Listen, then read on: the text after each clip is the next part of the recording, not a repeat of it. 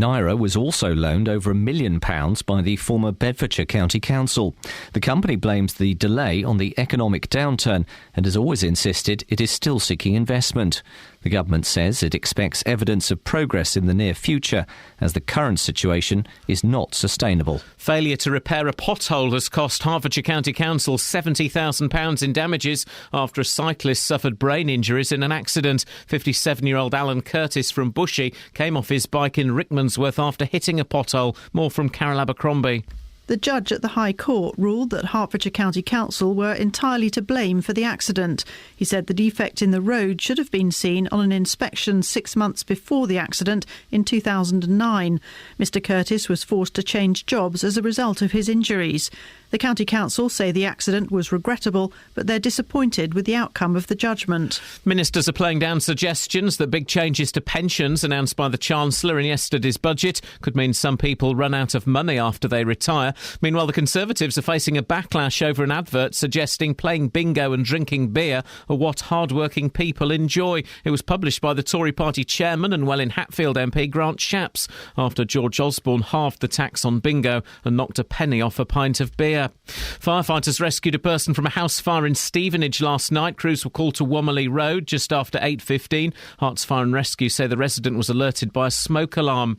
A cinema in Hertfordshire has been forced to withdraw 15-rated films from the parent and baby matinees as they were deemed too old for the babies. The Rex Cinema in Berkhamsted has had to take the action following a complaint to the local council, which also acts as the licensing authority. James Hannaway is the cinema director. Now, how the babies are affected, heaven knows. I don't know any of the psychology of babies, but the main effect is on these young mothers who can't see the big important films that everybody's talking about. In sport, Manchester United are through to the last 8 of the Champions League after a Robin van Persie hat-trick gave them a 3-0 win over Olympiacos at Old Trafford. United through 3-2 on aggregate. The weather dry and sunny this morning. Rain moves in from the west by late afternoon. A maximum temperature 17 degrees Celsius. And you can get the latest news and sport online at bbc.co.uk/Three Counties.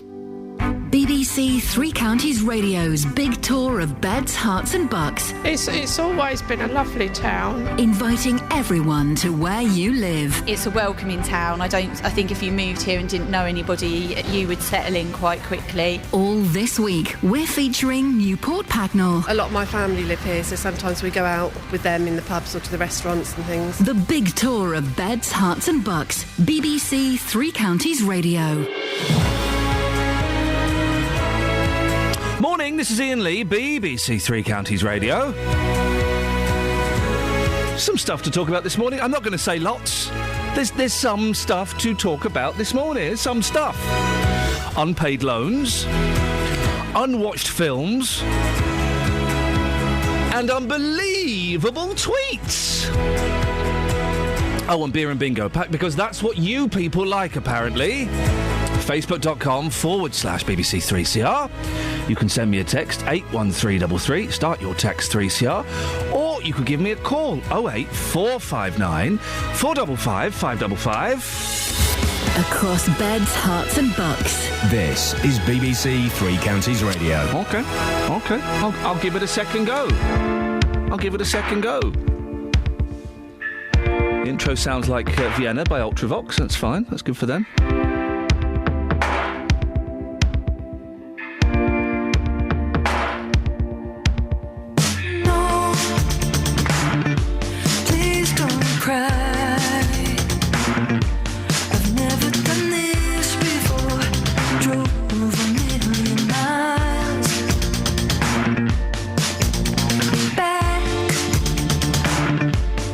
When you were mine, I was too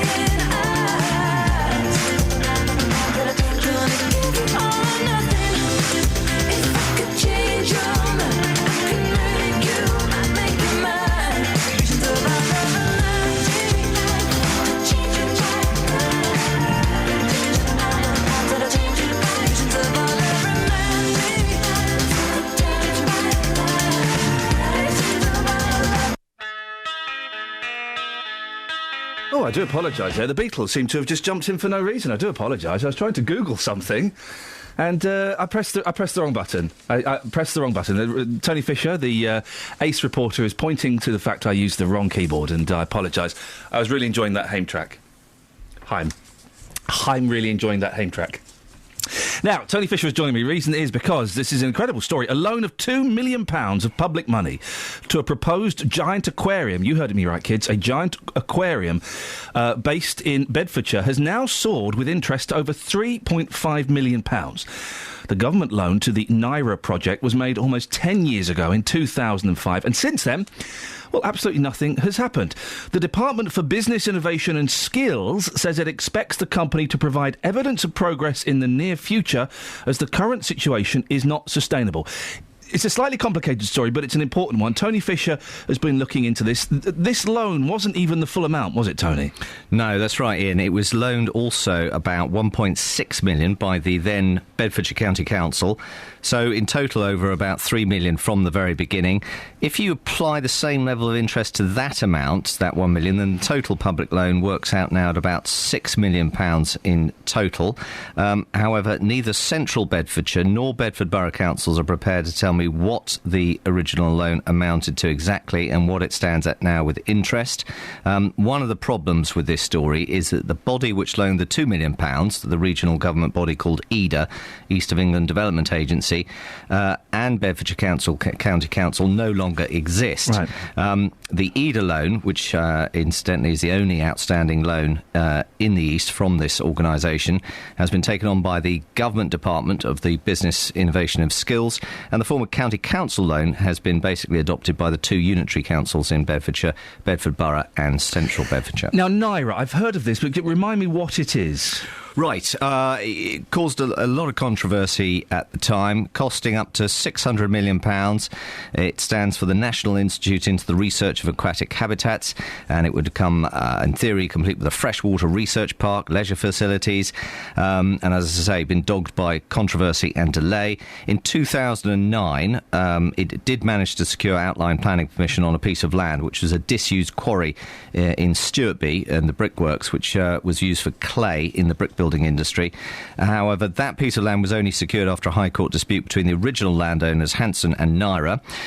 The businessman behind the project won that fight, but the battle to secure millions to pay for it continues to evade them, and indeed company accounts recently show debts of nearly £10 million, and indeed one of the companies of one of the businessmen involved in this went into administration in the early stages. So a lot of money. What did Naira do with all that money that was loaned to them? Well, according to them, according to their accounts, which are conveniently rounded up to whole figures, they spent over £400,000 on directors, £1.3 million on professional fees and consultants, including £100,000 on PR, incidentally, and planning applications, they say, cost them over £1 million.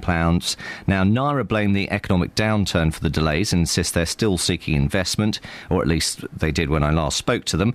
When I last covered this story in June 2012, I was told that Naira had just 2 more years in which to get full planning permission. That's total planning permission, so time is running out. And you've been trying to find out what's happening with the loan monies, haven't you? Yes, so I've asked a series of questions. I asked the government and Central Bedfordshire and Bedford Borough Council the following questions.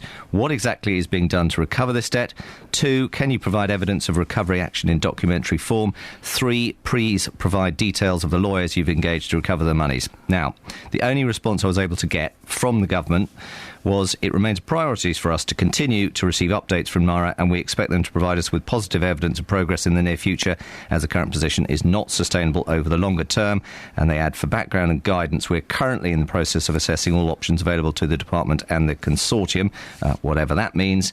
At the end of last year, I submitted a series of questions via Freedom of Information requests along a similar vein, and all I got back was that neither the government nor Bedfordshire Unitary councils are seeking to recover the debt. If I'd lent someone a few million quid several years ago and it would appear they weren't doing what they claimed they were going to be doing, I would be doing my darndest to get that back, especially if it wasn't my money. You would have thought there should have been more conditions and guarantees in place. What's going to happen to the land where NIRA Holdings Limited was granted outline planning permission to build on in Bedfordshire? Yeah, so we focused on the money. What about the land? Yeah. Well, one of my FOI questions was just that, and I received, this is dependent upon the success of NIRA Holdings Limited has in raising further investment. Now, the land, this is quite important, acts as the security for the loan. The problem with that is, one, some of it's on flood risk, so questionable what you could build on it, or how much of it you could build on anyway. Two, how could you divide that land up, bearing in mind that various bodies have loaned this company money, so, how would you divide it up between the government, Central Bedfordshire and Bedford Borough, assuming, that is, they can ever secure it back off NIRA. So it is complicated, messy, no doubt will involve lots of lawyers at the taxpayers' expense. And what have NIRA said? I haven't been able to get hold of them. I left a message with the Chief Executive, Keith Adelman, yesterday, but no answer. But as I understand it, when I last managed to speak to them, they still insist they're seeking investment. This is almost 10 years on. Is this the place that was going to have a shark in it? Was there a place that was going to have a shark in it? Not sure if it's going to have a shark in it, but it was going to have a lot of research, very, very fossils and all sorts of unusual fishes. And the whole reason that they got the loan was on the basis of the research. But ultimately, it was going to become a big leisure facility, because that's the way they bring the punters in and make money. Probably wouldn't have a shark in it then if it's going to be a leisure facility. No, I don't think it'd be. No, not lots of rare fishes. Leisure facilities. But it's had lots of other problems, not least with access to it. Tony, thank you very much indeed. Excellent stuff. 08459 455 555 is the telephone number if you want to give us a call on that. BBC Three Counties Radio. It's coming up to 6:15. Let's get the travel news now with Alice. Travel news for beds, cards and bugs. BBC Three Counties Radio. Good morning. Starting on the speed sensors, the London Coney roundabout is looking heavy on the North Orbital as you head in the direction of the M25 junction 22. And also in St Albans, the North Orbital is slow as you approach the Park Street roundabout. In Leagrave, the High Street looking slow as well, just as you go past Main Avenue. I'm Alice Glossop, BBC Three Counties Radio. Thank you very much.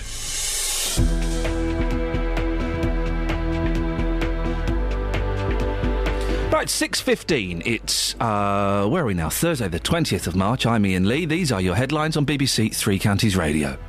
Australian military aircraft are on their way to a location in the southern Indian Ocean to investigate satellite images of two objects which might be from the missing Malaysian airliner. A loan of £2 million of public money to a proposed giant aquarium-based project in Bedfordshire has now soared, with interest to over £3.5 million. The government loan to NIRA was made almost 10 years ago, but nothing has been built. And in sport, Manchester United are through to the last eight of the Champions League after a Robin van Persie hat-trick gave them a 3-0 win over Olympiacos. BBC Three Counties Radio.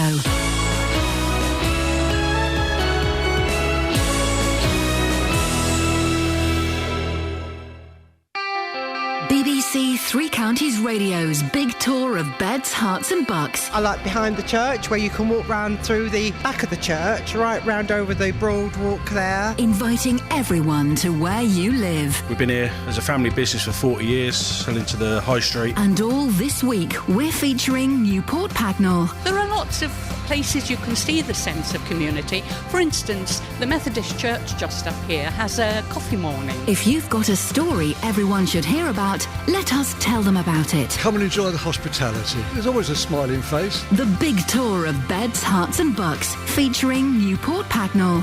BBC Three Counties Radio. Across beds, hearts and bucks. This is Iain Lee. BBC Three Counties Radio. Now, here we go. Mums in Hertfordshire have been told their local cinema will not be showing any film rated 15 or 18 at parent and baby matinees from now on, despite the fact the baby probably won't have a clue what it's watching. The Rex Cinema in Berkhamsted has reassessed the sort of films it can show following a complaint to the licence... following a complaint? Who would complain about some mums going to watch a 15 film with their babies? What kind of loser would do that? Well, Catherine, you've been looking into this. You've been to the cinema in question. It's not your kind of usual sort of chain cinema, is it? No, it's something that the people of Berkhamsted are quite rightly very proud to have right in the middle of their community. It's a beautiful Art Deco-style building that's been there since the 1930s and has been really painstakingly restored. It's a real kind of experience going to the Rex. After 50 years, the cinema closed in 1988. It was absolutely derelict, and I've seen photographs of it. And, we're talking bird muck everywhere, crumbling archways. I've got, I think it's a proscenium arch, is that what they call it? Yeah, why not? Anyway, it was falling to bits. James Hannaway came along and he and his team completely cleaned the place up. And now it's the sort of place where there's always something going on. They have evenings where they'll show a film, a Charles Dance film, for example. I remember back in 2006. And Charles Dance would come along and talk to people beforehand. Oh, there we go. Actors who love old-style cinema will take time out to come and actually make sure that people have a real night out. James restored and reopened the cinema to the public in 2004, and now it's an independent cinema. It screens a whole range of films for different community organisations as well, and they claim that their formula there is simple. The surroundings are civilised, there's no dress code, but people tend to visit in their nice clothes, and it's different. So downstairs in the stalls, for example, you'll sit in a big red swivel chair at a small round candle-lit table with a white tablecloth, and they accommodate everyone and everybody's interest. In the past, they've had knitting circles, so you can go along with your knitting needles and you won't be disturbing anyone. They have the parent and baby sessions, and as I said, they also have live introductions by celebrity announcers. It sounds nice, but things are changing, aren't they? Well, in this particular aspect, it would seem so. For the parents who enjoy the parent and baby matinees, there are days of watching 15s and 18s with their little ones nestled on their laps are numbered. The schedule was forced to change this week after Dacorum Borough Council advised the Rex to drop their 15-rated films from the 12:30 matinee due to entertainment licensing law. Apparently, a complaint had gone to the licensing authority stating that films that were far too old for the babies were being shown. What kind of killjoy, what kind of square would complain that babies are being allowed to watch 15 rated? They're babies. They're not going to be affected by it. The thing is, that complaint has put the wheels in motion. The minimum age requirement for films shown in this country is set by the British Board of Film Classification, and under entertainment licensing laws, every UK cinema must adhere to the rules. The restriction means that no person, including young children and babies, can be admitted to a screening of a 15 or 18 rated film, and a breach of this condition would constitute a criminal offence. So, August's Osage County, have you heard of this? No, I've not heard of that movie. It was due to be shown this week, and the Dallas Buyers Club, which was timetabled for next Tuesday, they've both been pulled. What has the cinema said about this? They're really upset for their audience and about their decision, and they gave us a statement. In fact, they've given it to everyone. It's on their website. They say, "We've been served notice by the local licensing authority not to show Certificate 15 films during baby matinee screenings. Therefore, we've withdrawn the following parent and baby screenings from the March programmes." Here's the director and the restorer of the Rex, James Hannaway. He is reacting to the current situation. We're very used to complaints. What we're not used to is being served with an order. We're going to think about what we should do next, how we can make it work for everyone. We'll talk to the licensing authority. We know that Empire Cinemas are showing 15 certificate to baby mothers and babies. So there are multiplexes doing it. Now, how the babies are affected, heaven knows. I don't know any of the psychology of babies. I've had two of my own, but I don't know what they're taking in. But the main effect is on these young mothers who can't see the big, important films that everybody's talking about. What have the council said? The council were invited to come on and explain. Let me guess. They said they didn't want to come on. Wow, they didn't want to come on and argue their ridiculous points. You may have special powers like Psychic Sally. They say the restriction comes directly from the Licensing Act 2003, which contains a mandatory condition in respect of admission to age-restricted films. If the BBFC make a recommendation about age limits by way of their certificate for the film, it then falls to local councils to enforce the condition and ensure that licensed cinemas restrict admission accordingly, along with any other licence conditions as may be imposed. We also asked the British Board of Film Classification to join us, but they said that while they set the ratings, it's at the cinema's discretion who they let in to watch the movies. Justin Dealey's been down in Berkhamsted yesterday, and he was speaking to the mums around the area, weren't you, Justin? I was indeed. Now, I think it kind of made me think yesterday, who would actually make a complaint like this? It does seem a bit bizarre, but I've been talking to Jessica Cullerton. Her baby Thea is 6 months old. She goes to this group. She's not happy. She's been giving me her reaction to the news. I think it's ridiculous because the babies are either asleep or not paying any interest or attention to the film because they're all so young. You don't really take them beyond about 7-8 months anyway because they wouldn't last. It's perfect for me because Thea's asleep for the whole film, and it's one thing I didn't think I'd ever be able to do when I had a baby was go to the cinema. So the fact we could every week was just brilliant. Now, I'm hearing talk of a petition. Yes, we all kicked off. There was a big WhatsApp group going around when we all heard what happened, that it was being cancelled, and someone suggested starting a petition saying bring it back. I mean, how angry are you, seriously? You seem quite calm right now, but are you quite angry about this? We all just think it's ridiculous because it's become a weekly thing. It's sold out every week, and especially when they're newborns, it's people's saviour to be able to go to the cinema, sit in quiet for 2 hours and watch a film with your baby asleep. It's just brilliant. It's the best thing they do in Berkhamsted. If that person who has complained about this is listening to this right now, and there's every chance they could be, you're thinking about setting up a petition, what is your message to them? If you don't like it, don't go.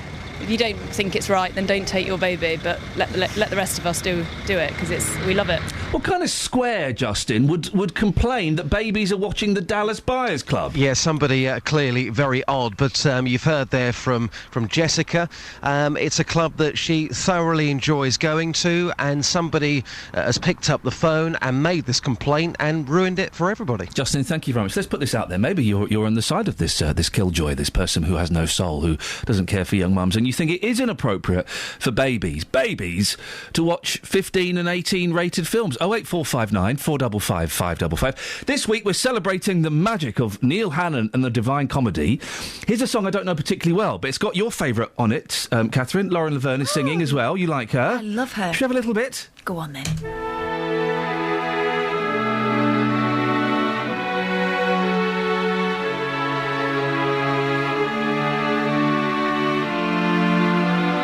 William wakes with his clothes on. The morning call has been and gone, and he might not make the flight, but he will try. Yeah. Bit by bit it comes back to him. A bunch of Belgian businessmen and a strange drinking game. Oh God, why?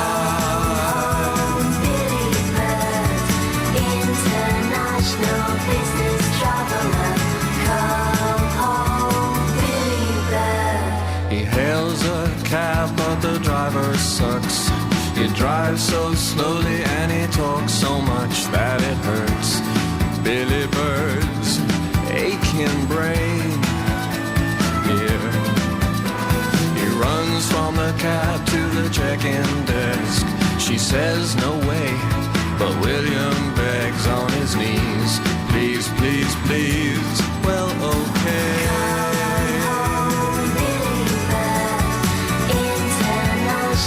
Business traveler, come home, Billy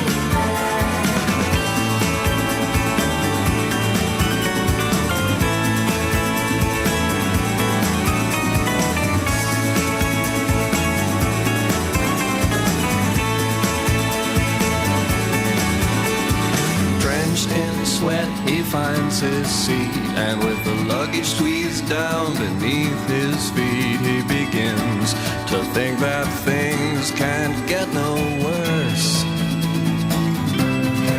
But then a voice says bags that can't be stowed in the overhead lockers must go below in the hold. Please let go. Thank you, sir. International business traveler, come home, Billy Bear. Come home, William. Come home. He runs on past the carousel screaming, damn my luggage, all the hell I can buy a new shirt and tie any day. He rides from the airport into town to the high school football ground where his son has just begun his big football game.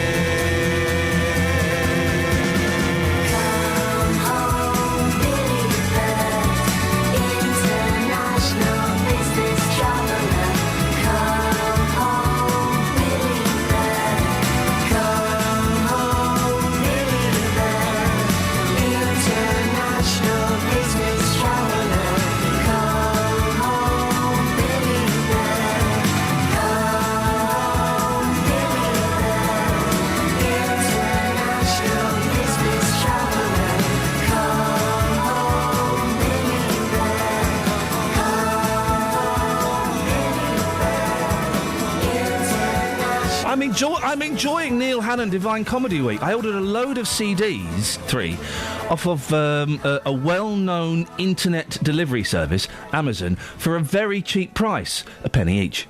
Really? Yeah, a penny each, plus £1.26 postage, so that's £1.29 it's cost me. That's a snip, considering the craftsmanship that's involved. Exactly. 08459 455 555. This killjoy, this person who has no soul, this miserable old goat who has complained that babies are watching 15-rated films. Do you agree with them, or are you thinking, Yabu sucks, shame on you? Bar humbug, Scrooge has come back to life, and this time he means business. Maybe you're listening and you moderated what your baby watched. I remember watching 24, the violent Jack Bauer detective series with my boy when he was a baby, and I remember thinking, oh, at what age is it inappropriate to watch this? I wouldn't have Jeremy Kyle on. No. Oh, God. Well, that just sounds like rowing. Yeah. Because that's what it is. 08459 455 555. Travel news for beds, cards and bugs. BBC Three Counties Radio. On the speed sensors in Leavesden, the North Orbital looking slow as you approach the M1. And also in Wembley on the North Circular, one lane is blocked heading east just before the Brentfield Road because a car's broken down. And elsewhere on the speed sensors, the A5 northbound starting to look busy around Dunstable, but the major routes all looking good at the moment. Public transport has no reported problems. I'm Alice Glossop, BBC Three Counties Radio. Across beds, hearts and bugs. This is BBC Three Counties Radio.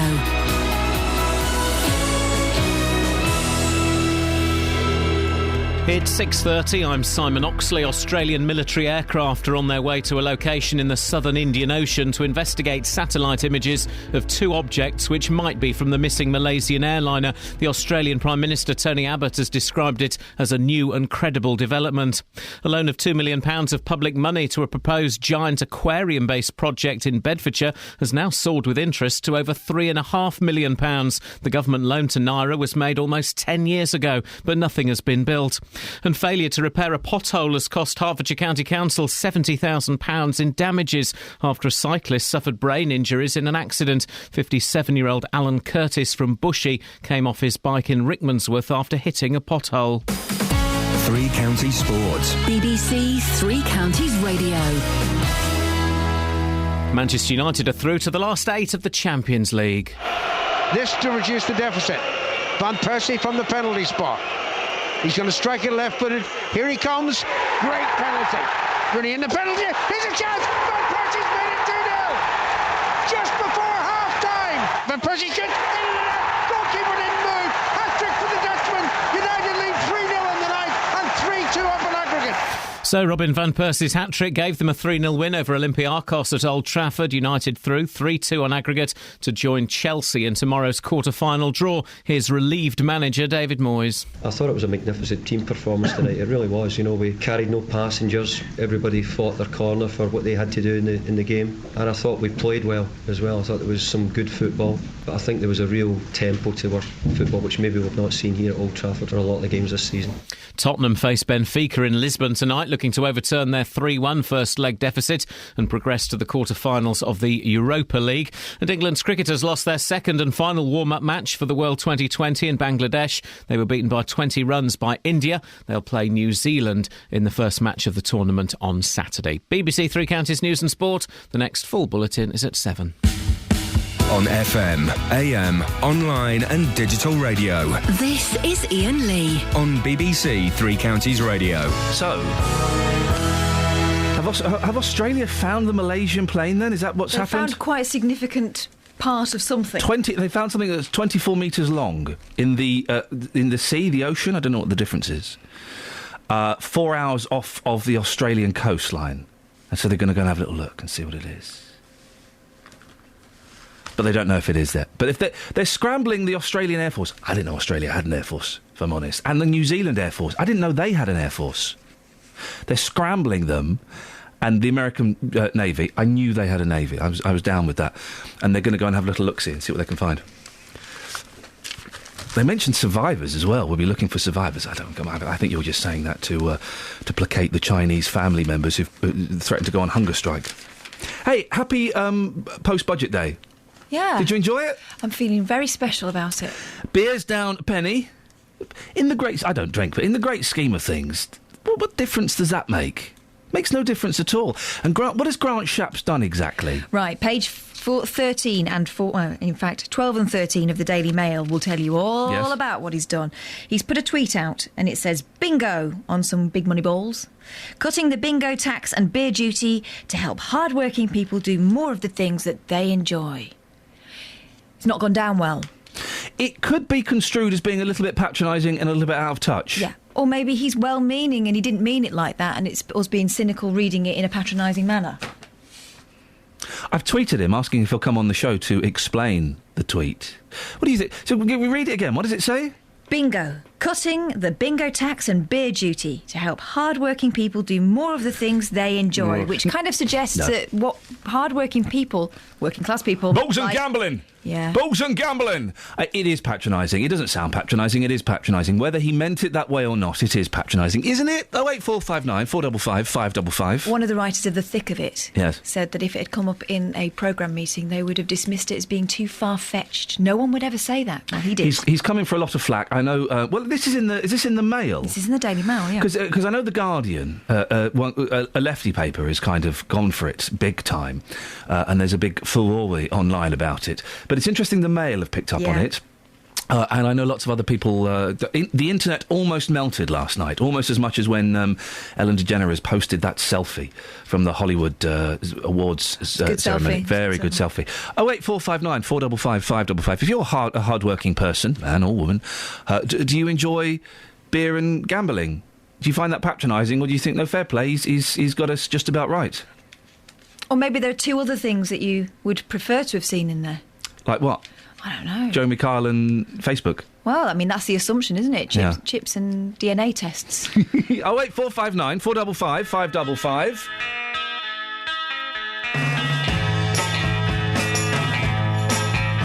I think I'm gonna be sad. I think it's today. Yeah.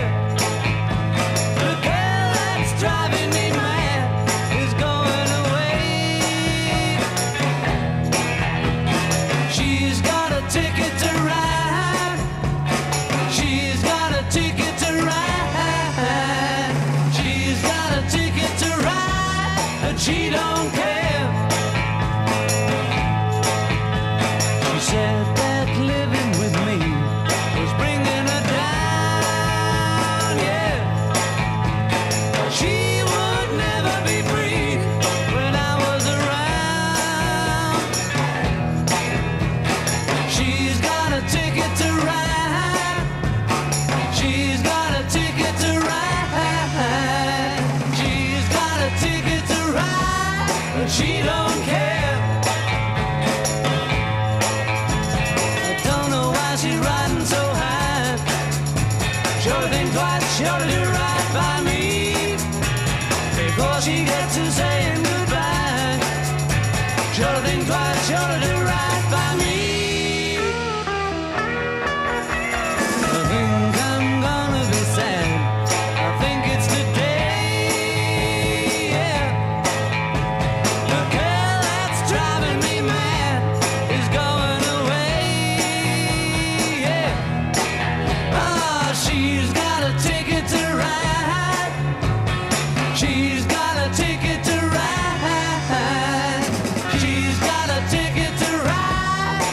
she don't care. I don't know why she's riding so high. Shoulda think twice, shoulda do right by me before she gets to saying goodbye. Shoulda think twice, shoulda do right by me. Just that living with me was bringing her down, yeah. She would never be free when I was around. Ah, she's got a ticket to ride. She's got a ticket to ride. She's got a ticket to ride, and she don't care. My baby don't care. My baby don't care. I'm still struggling to get through this Beatles book. It's 900 pages long. It only goes up to 1962. I'm on page 380. It's a hard slog. Feel your pain. I'm determined to get through it, though. Do you ever just give up? Books? Yeah. I try not to. Very, very rarely. Books and films, I very rarely give up. I had to give up on that Bee Gees book. Yeah, you gave up on the Bee Gees book. But I never do that. No. Ever. I read this really hard book once, and this was when I was a teenager. Maybe if I read it now, it'd be better. But it was Ben Ockery, The Famished Road. Oh, God. I have no idea what that was all about. Read it. A little bit dull. You went all the way through it? Oh, I had to. Yeah. I had to finish it. I gave up Lord of the Rings several times. I kept going back to Lord of the Rings, and I just thought, this is rubbish. It gets better. You've got to push through. So does the Bee Gees book. Really? Yeah, when he gets to, like, the 70s, he hates them. The guy Well, it sounded like he loved them all the way through. There's a fat baby. There's an enormous baby. At just 8 months, the 3-stone baby who weighs as much as a 6-year-old is a fat baby. Santiago Mendoza has the beaming smile of a well-fed baby. Unfortunately, he's been fed a little too well. The 8-month-old needs life-saving surgery after he hit 3 stone 2 pounds, the same as a child of 6. A healthy boy his age, I don't know, understand these figures anyway, he's massive. What? He's been taken from his parents, His mother, Eunice Fandino, kept feeding him to stop crying. She has asked the Chubby Hearts charity for help. And he's been taken off her. Well, it doesn't say he's been taken off her here, but you say in another paper it says he's been taken off her. Good. That's abuse. That's abuse. Look, I mean, the size of that baby, that's not fair. I agree with you. I mean, if it was the other way around and she was starving the baby, everyone would be up in arms about it. Yeah. Because he's chubby, there's something slightly comical There's a about little bit... Oh, look at the fat... Oh, look at the rolls, aren't they lovely? Take him off her. New eyebrows left me looking like a clown.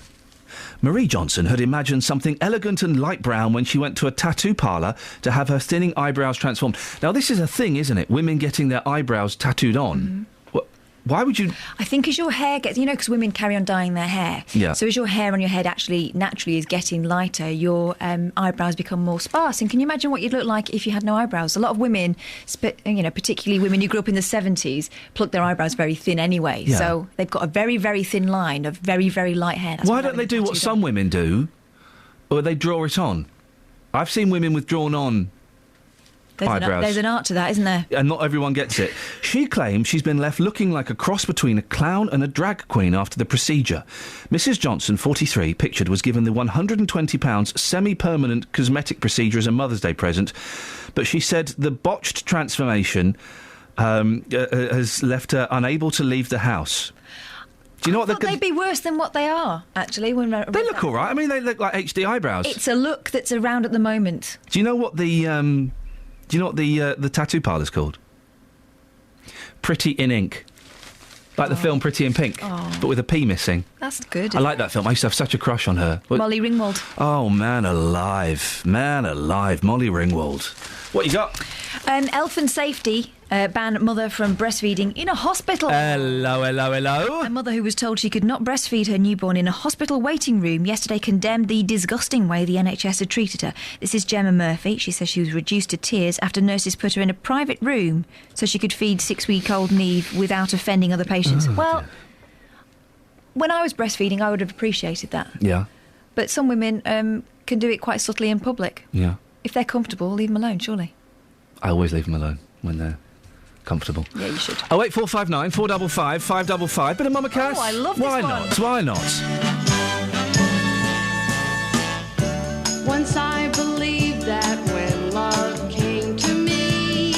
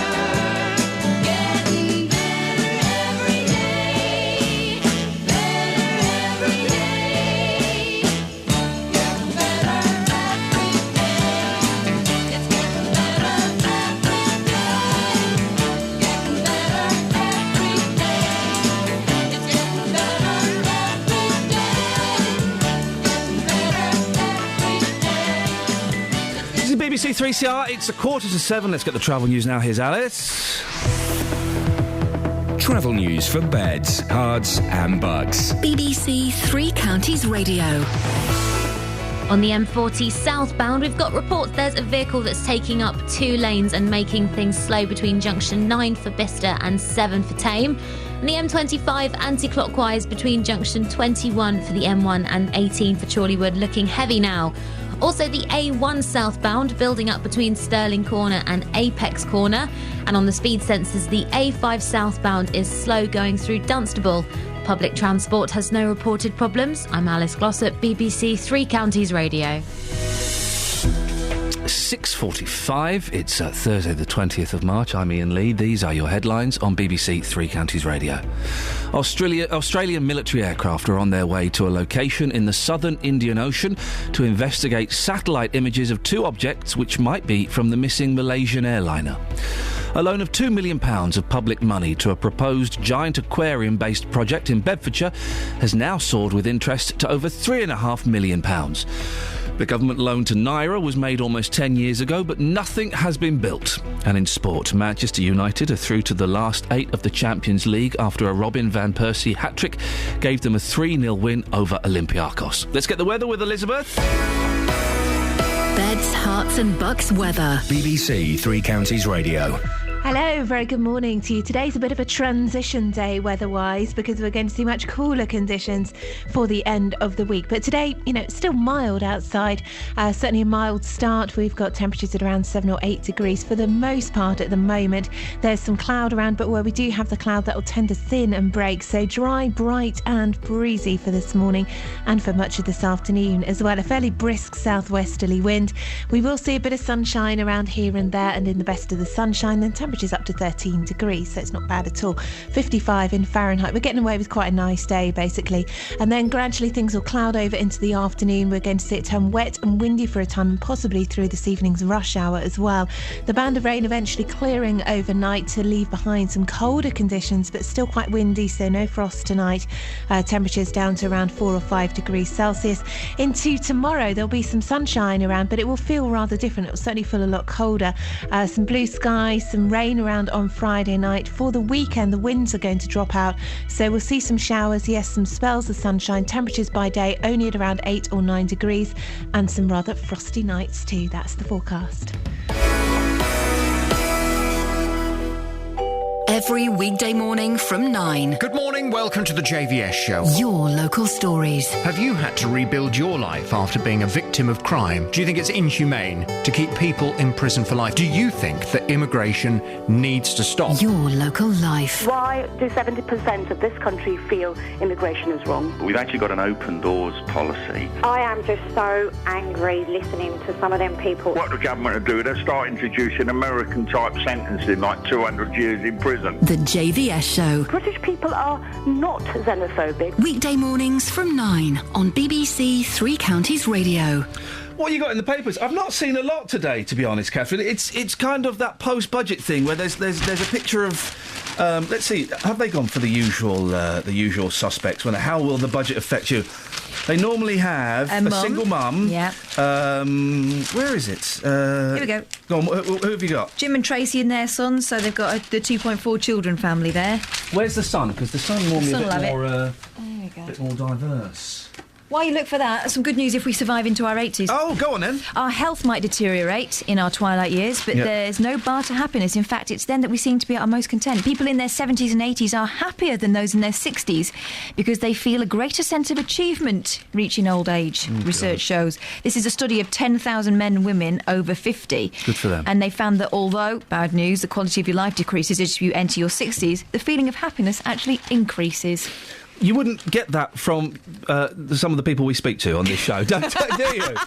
A lot of the listeners, a lot of the callers do like to come on, some of the older callers, and I love them for it, and have a bit of a whinge. My gran is brilliant. She's very wry, and I said to her, she's approaching 90.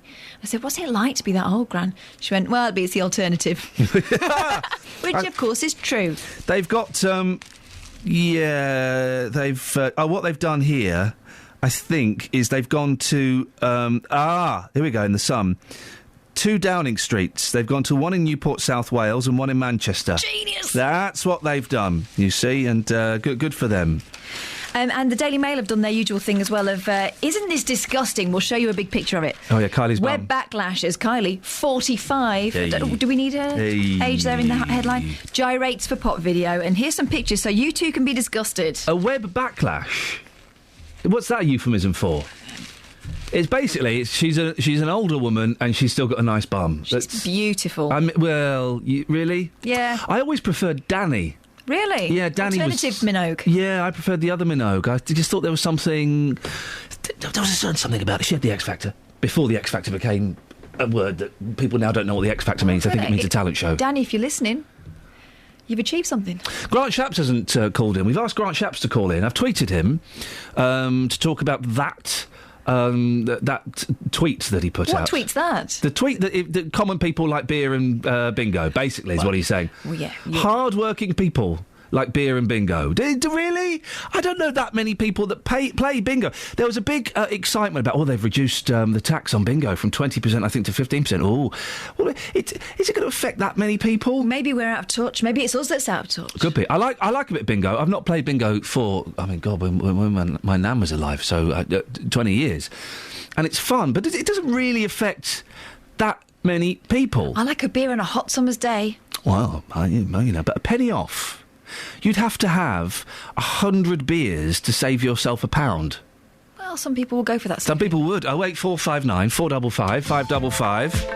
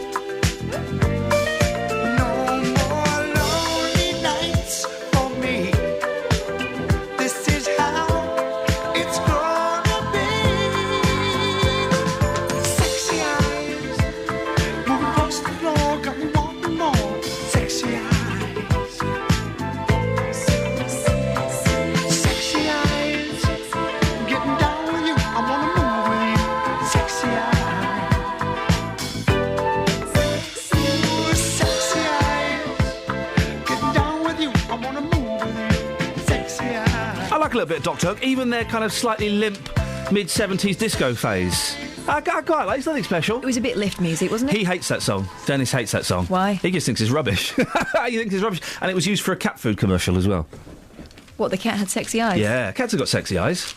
Cats have totally got sexy eyes. I mean, not, sexy, but they're kind of... They've got beautiful eyes. I don't know if they're sexy eyes. You scrumbag. Oh. Furious wife's Twitter revenge on rugby ace. Now, it's a man I've never heard of. The estranged wife of rugby ace Andy Powell has put his explicit love messages on the net and branded him a scumbag. Yeah. The 6'4" former Wales and British Lions star, 32, had begged to get back with Natasha Gascoigne, 25. But she rebuffed him by placing all his seedy texts on her Twitter profile, then put his love notes and rugby shirts up for sale for charity. Did she really call him a scumbag? Well... So she found time for a little bit of humour? I don't know if she... I don't think she did she? Oh, no. She responds by calling him a scumbag. Right, yeah. So... And a mummy's boy, and posts a selfie of her showing him the finger. Which finger? That one. Oh. In another, he tells how he had the chance to... Oh, dearie me, a girl in France, but only wanted Natasha. Love notes put on eBay for 99p are described as unwanted cards from my husband. Oh, that's cruel, isn't it? Natasha is selling one of his Wigan jerseys for £5, claiming he didn't get much wear out of it. Powell is said to be close to returning to rugby union. A source close to him said it's clearly been a difficult few months for Andy. Oh, dear. Have they got children? I don't think so. She doesn't look like the type to have children, and he doesn't look like the type to keep it in his pants. So together, it was murder. It was murder. There's not a lot... Oh, here we go. Snooker drug twits framed by own CCTV. 2 snooker hall bosses have admitted being Britain's dumbest criminals after they were caught selling cocaine by their own CCTV cameras. No! Drug deals being done in snooker halls, I'll hear none of it. Cousins Arshad Khan, 40, and Abid Khan, 27, have been jailed for using their business as a cover to deal drugs. But they forgot to switch off their in-house security cameras set up to spot troublemakers. When the cops raided the premises, they nicked them. Here's someone else who's been done. Fined for reading sign. A motorist is furious after he got a parking ticket when he briefly pulled over to read a roadside restriction sign.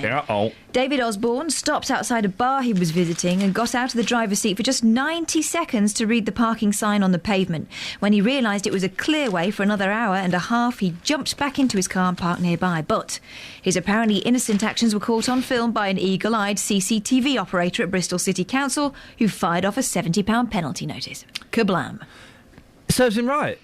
He gets out of the car, doesn't he? Well, then it serves him right. Can you read a roadside sign without getting out of the car? Yes, that's the point of a roadside sign. Yes, so tough luck, Mr. Magoo. His problem, deal with it. Meanwhile, I bet there were high fives in the CCTV office. Yeah. Hey, it is a bit tight, though, isn't it?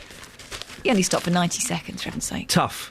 There's a great bit of footage doing the rounds yesterday of, I don't know, it's like a foreign country somewhere, and it's a fella, it's CCTV footage, it's a fella riding his bicycle, right? And then he gets hit by a truck that's trust me. It's taken a dark turn. He gets hit by a truck that's covering mattresses, right? So the truck hits him, he falls off the bike, sort of goes up in the air, but at the same time, a mattress falls off the back of the truck, he lands bam on the mattress. You know what that is? Go on. Serendipity. Is that what serendipity is? Yeah. Wow, thank you very much indeed. Thank you, Catherine. 08459 455 555 is the phone number if you want to give us a call. You can also go to facebook.com/BBC3CR. Or if, all right, heavy feet. Or if you want to send me a text...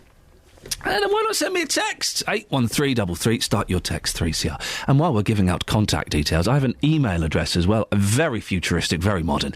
Iain.lee@bbc.co.uk. It's Iain spelt the correct way. IAIN.LEE@bbc.co.uk. This is BBC Three Counties Radio. Let's get the travel news now. Here's Alice. Travel news for beds, cards and bugs. BBC Three Counties Radio. The M1 London bound building up now between junction 10 for Luton and 9 for Redbourne. Also the M25 anti-clockwise heavy going between junction 21 for the M1 and 18 for Chorley Wood. In St Albans on the speed sensors, Soundridge Road is slow going towards the centre of town as you go through Marshallswick. And the A1 southbound heavy going between Stirling Corner and Apex Corner. Public transport has no reported problems. I'm Alice Glossop, BBC Three Counties Radio.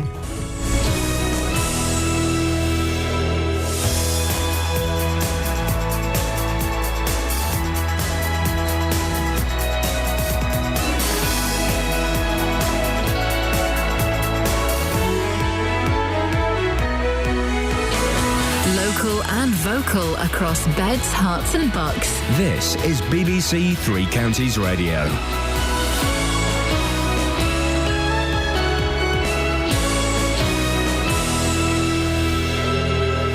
It's 7 o'clock. I'm Simon Oxley. The headlines: items spotted in search for missing plane, government loan rising for Bedfordshire's Naira project, and Hertfordshire Cinema told to stop babies going to 15-rated films. BBC Three Counties Radio. Australian military aircraft are on their way to a location in the southern Indian Ocean to investigate satellite images of two objects which might be from the missing Malaysian airliner.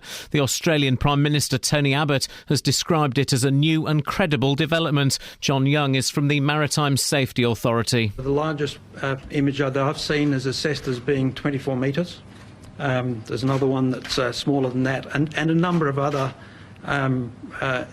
images in the general area of the biggest one. A loan of £2 million of public money to a proposed giant aquarium-based project in Bedfordshire has now soared with interest to over £3.5 million. The government loan to Naira was made almost 10 years ago in 2005, but since then nothing has been built. More from Tony Fisher. Naira was also loaned over £1 million by the former Bedfordshire County Council. The company blames the delay on the economic downturn and has always insisted it is still seeking investment. The government says it expects evidence of progress in the near future, as the current situation is not sustainable. The Conservatives are facing a backlash over an advert suggesting playing bingo and drinking beer are what hard-working people enjoy. It was published by the Tory party chairman and Welwyn-Hatfield MP Grant Shapps after the Chancellor George Osborne halved the tax on bingo and knocked a penny off a pint of beer in his budget. The Lib Dem Chief Treasury Secretary Danny Alexander says he thought it was a joke. I mean, I thought it was a spoof at first. It's just pretty extraordinary. I think it's rather patronising. I think I think it actually demeans some quite sensible things. You know, there are good reasons to be supporting bingo. There are good reasons to be encouraging our pub sector to be stronger. And this language, well, that's for Grant Shapps to justify. Failure to repair a pothole has cost Hertfordshire County Council £70,000 in High Court damages after a cyclist suffered brain injuries in an accident. 57-year-old Alan Curtis from Bushey came off his bike in Rickmansworth after hitting a pothole. The County Council say they are disappointed by the judgment. Firefighters rescued a person from a house fire in Stevenage last night. Crews were called to Wommerley Road just after 8:15. Herts Fire and Rescue say the resident was alerted by a smoke alarm. A cinema in Hertfordshire has been forced to withdraw 15-rated films from the parent and baby matinees as they were deemed too old for the babies. The Rex Cinema in Berkhamsted had to take action following a complaint to the local council, which also acts as the licensing authority. Jessica is one of the mums who will petition against the decision. It's sold out every week, and especially when they're newborns, it's people's saviour to be able to go to the cinema, sit in quiet for 2 hours and watch a film with your baby asleep. It's just brilliant. It's the best thing they do in Berkhamsted. In sport, Manchester United are through to the last eight of the Champions League after a Robin van Persie hat-trick gave them a 3-0 win over Olympiacos at Old Trafford. United went through 3-2 on aggregate. The weather dry and sunny this morning, but rain moves in from the west by late afternoon. A maximum temperature 17 degrees Celsius. And you can get the latest news and sport online at bbc.co.uk/3 counties.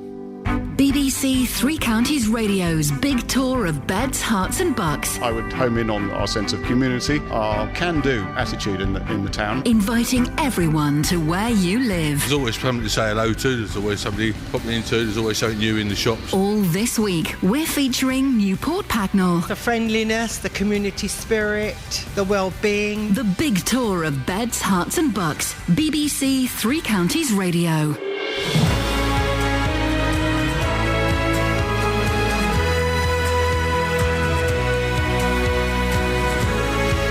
Morning, this is Iain Lee, BBC Three Counties Radio, 4 minutes past 7. It's Thursday, the 20th of March. Isn't it getting lighter in the mornings? When I was coming downstairs, about 5 minutes to 6, I thought it was a little bit light. It's exciting, isn't it, if you're a fan of early light, as I know some of you are. Not everybody's cup of tea. Lots coming up on the show, including unpaid loans, unwatched films and unbelievable tweets. Oh, and beer and bingo, because that's what you like, apparently. Facebook.com/BBC3CR. You can send me a text, 81333, start your text 3CR, or you can give me a call, 08459 455 555. Across beds, hearts and bucks. This is BBC Three Counties Radio. Got some texts here. Iain, how can any one unselfish person celebrate a budget that is geared towards the rich? Millions of people in this country are on the poverty line. No money for more food banks then.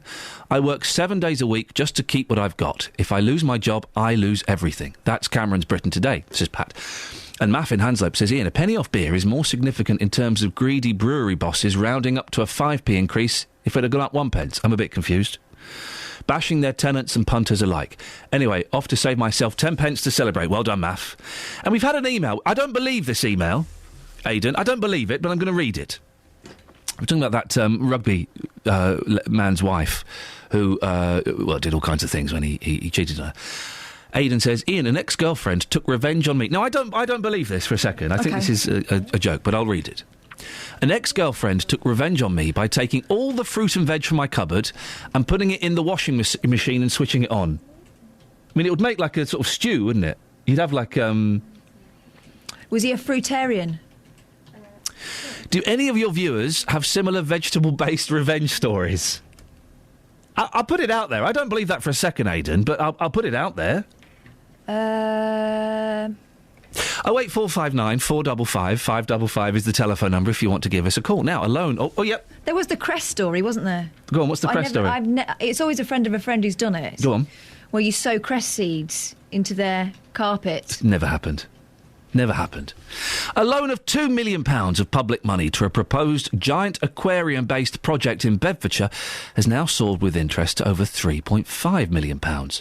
The government loan to the Naira project was made almost 10 years ago in 2005, and since then, nothing has happened. Well, the Department for Business, Innovation and Skills says it expects the company to provide evidence of progress in the near future, as the current situation is not sustainable. I'm joined now by Robert Oxley from the Taxpayers Alliance. Good morning, Robert. Good morning. Have you ever heard of so much public money going unrecovered? Sadly, I have heard of this kind of thing before, but I think this one is certainly one of the worst cases. It seems like officials have decided to try and forget their dirty little secret, the amount of money that they've squandered, the amount of our money that they've squandered on this project, and it doesn't look like they've been taking any action. There has been now, these loans are worth £3 million, and a huge amount has been spent by Naira on planning permission, on PR, and yet they've got nothing to show for it, nothing to show for all the taxpayers' money they've had. So I think Bedfordshire residents will look at this and just think, why have they been given this cash, and more importantly, why have they been allowed to get away with doing absolutely nothing with this cash? You're right, it would appear that nothing's been done, and almost 10 years on, Naira is still seeking even more investment. That does seem crazy, doesn't it? Well, would you invest your cash in Naira? If you were an investor, would you look at this and say, this is a project which I think is going to deliver returns? And this is the problem, is that too often, politicians, they make investments with our cash in the type of projects that if we were spending it, we wouldn't, we'd stay 100 miles away from it. And this is one of the biggest problems that we have, particularly with the organisations the organisation which caused this, the RDA. This was one of their biggest problems, the regional development agencies, is they used to spend our money, they used to invest it, normally, take money off businesses and try and spend it elsewhere. But they always had a habit of picking losers. And this is the problem, that when you do start trusting politicians to invest our money on a project that they think will be great, they don't make the kind of assessments that we make when we're spending our own money, and they don't think about the risks, they don't think about the loss, because quite frankly, if they lose our cash, very little, as we can see today, happens. Whereas if we lose our cash, that normally means less money for the weekly shop, less money to actually get by on. And I think what we really need in both this case and in all other future investments is a healthy sense from politicians of whose cash they're actually spending.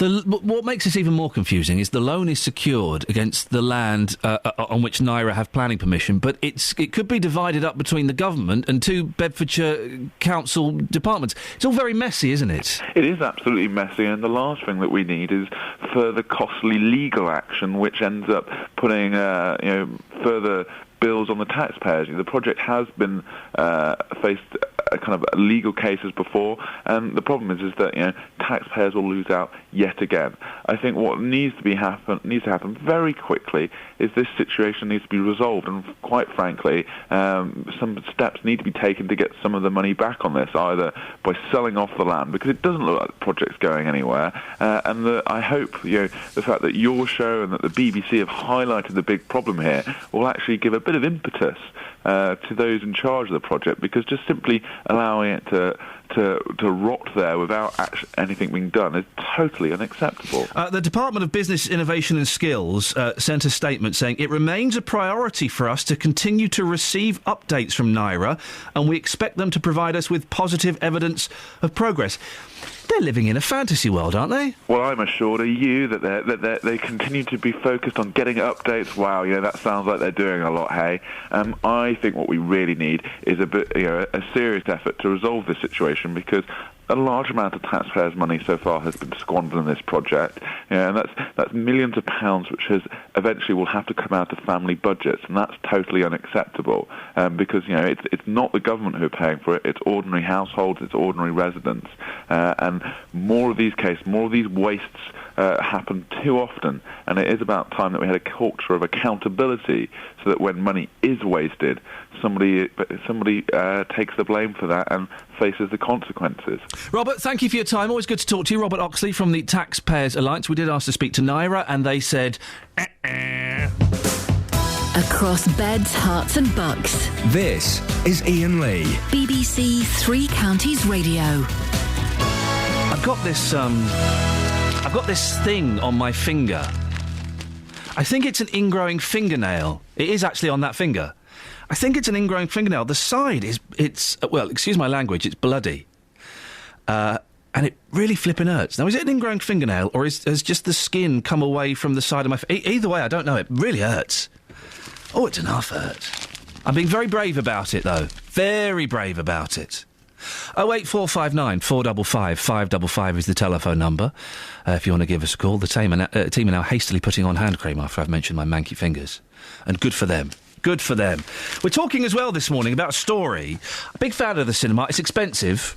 And if you've got kids, it's difficult. And so some cinemas do these sort of mother and baby groups. A little bit sexist. What about dads and babies, eh? Anyway.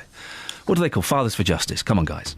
But the cinema that we're talking about today, the Rex Cinema in Berkhamsted, has... someone complained because at this mother and baby group, they were showing a 15-rated film. So some square, some killjoy, complained. And now they've had to pull it. David's in Dunstable. Morning, David. Morning, Ian. David, what do you reckon to this?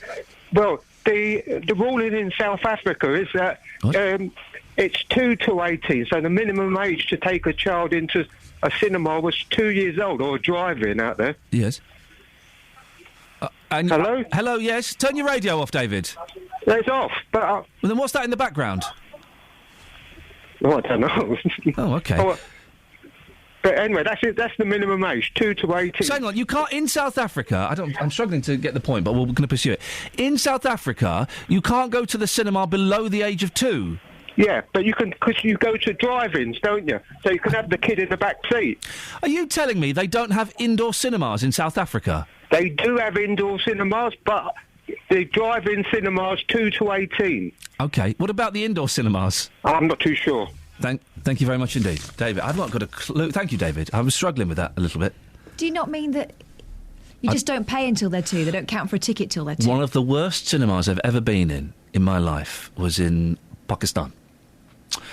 And we were filming, because I was in Pakistan for 3 months, years ago, and we were filming in a cinema. And it was kind of nice because it was dirty, it was dingy, it was small, it smelled, and you thought, well, this is exciting, this is real cinema. And we were filming in there, then everybody went out for some lunch, and I went in the cinema for a cheeky little doze. It was dark, and I sat in one of the seats, had a cheeky little doze. I woke up, it was very dark, and I looked at my feet. I saw a dozen cockroaches 2 inches long. 2 inches long! It was disgusting! They were just like around my feet in a semicircle. But did they do parent and baby matinees? Oh, God, I hope not. You wouldn't let a baby go in there? You probably would over there. It was disgusting. Even now, it makes me slightly uncomfortable to be in cinemas. Where were you? In one of the big towns, or is it out in the sticks somewhere? This would have been in Karachi somewhere. Wow. This would have been in Karachi, yeah. It was thoroughly unpleasant. Oh, dear, disgusting. They were sat around my feet in a semicircle, like they were watching me. Like I was the entertainment. 08459 455 555. It's 7:15. It's BBC Three Counties Radio. Let's get the travel news now. Here's Alice. Travel news for beds, cards and bugs. BBC Three Counties Radio. At the Black Cat roundabout, the A1 southbound looking slow on the speed sensors now. And also approaching the M1 on the Dunstable Road, struggling on the approach from Luton. And in Cheshunt, the A10 southbound heavy going towards Waltham Cross. The M25 anti-clockwise heavy going as well between junction 21 for the M1 and 18 for Chorley Wood. Public transport has no reported problems. I'm Alice Glossop, BBC Three Counties Radio. Thank you very much, Alice. On the subject of fruit-based revenge, thank you to Aidan for suggesting this. Scott says on Twitter, Eddie Murphy has fruit-based revenge in Beverly Hills Cop. Do you remember what he does, Catherine? I hate to think. He puts a banana up a bad dude's exhaust pipe. Oh. There we go. Thank you very much for that, Scott. 7:16 exactly. It's Thursday the 20th of March. I'm Iain Lee. These are your headlines on BBC Three Counties Radio. Australian military aircraft are on their way to a location in the southern Indian Ocean to investigate satellite images of two objects which might be from the missing Malaysian airliner. A loan of £2 million of public money to a proposed giant aquarium-based project in Bedfordshire has now soared with interest to over £3.5 million. The government loan to Naira was made almost 10 years ago, but nothing's been done so far.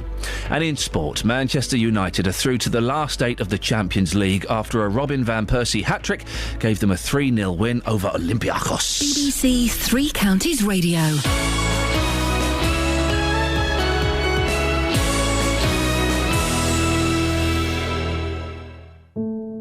If you've missed any of the programmes from the last week, you've missed things like this. What could I do? I started to scream, of course. I didn't even have time to give my last hug, you know. But there is a way you can hear it all again. You're listening to a special programme on BBC Three Counties Radio, looking at the incredible story of St Albans woman Philomena Lee. Go to bbc.co.uk/Three Counties and click on Listen Again. All of our programmes are available for 7 days, allowing you to listen to what you missed. bbc.co.uk/Three Counties. Across beds, hearts and bucks. This is Iain Lee. BBC Three Counties Radio.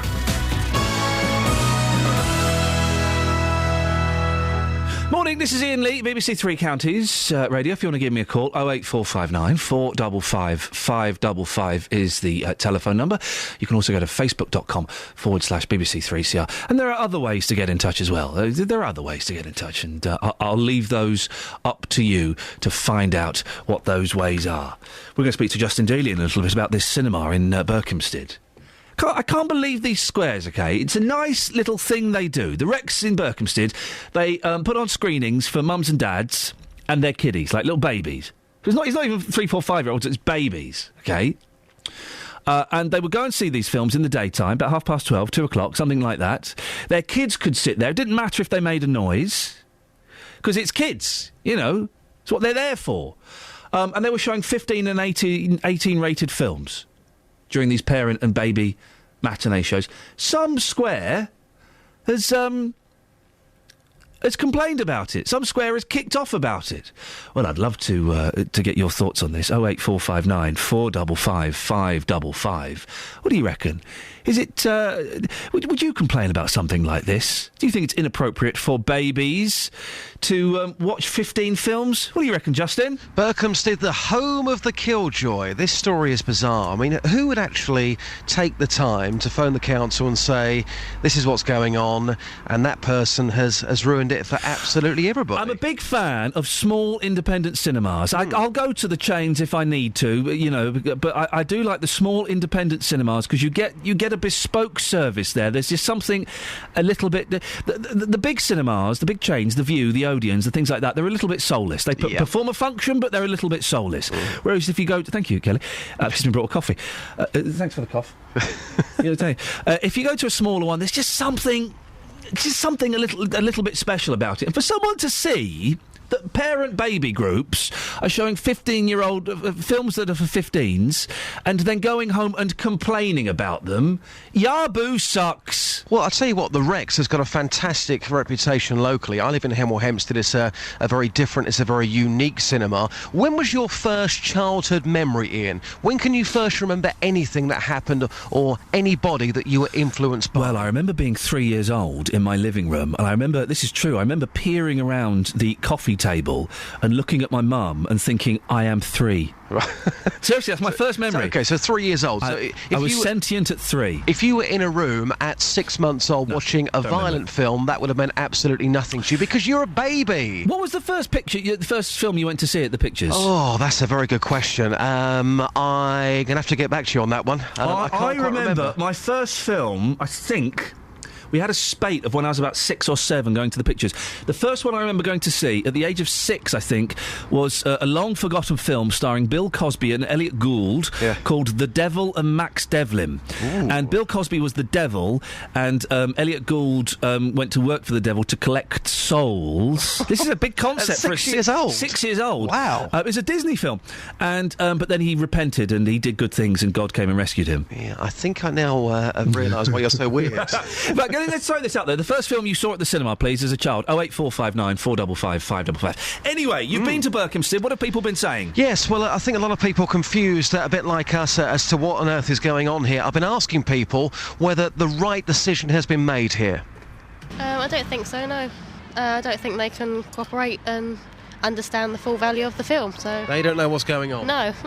Complete nonsense. I mean, they haven't got a clue what's going on. They should be able to, let the parents enjoy it. They'll probably sleep through it anyway. And when was your first memory as a kid? Take yourself back. When can you first remember life as a kid? For me, I think it was probably that 3. 4. So if you were watching violent films that were specific at 15, at 6 months old, it would make no difference to you at all. You wouldn't be aware of it or have any idea what it was. Well, here's Jessica. Jessica, you're here with baby Thea, who's 6 months old. You actually go to this club, so you now know that these films that are certificate at 15 have been cancelled.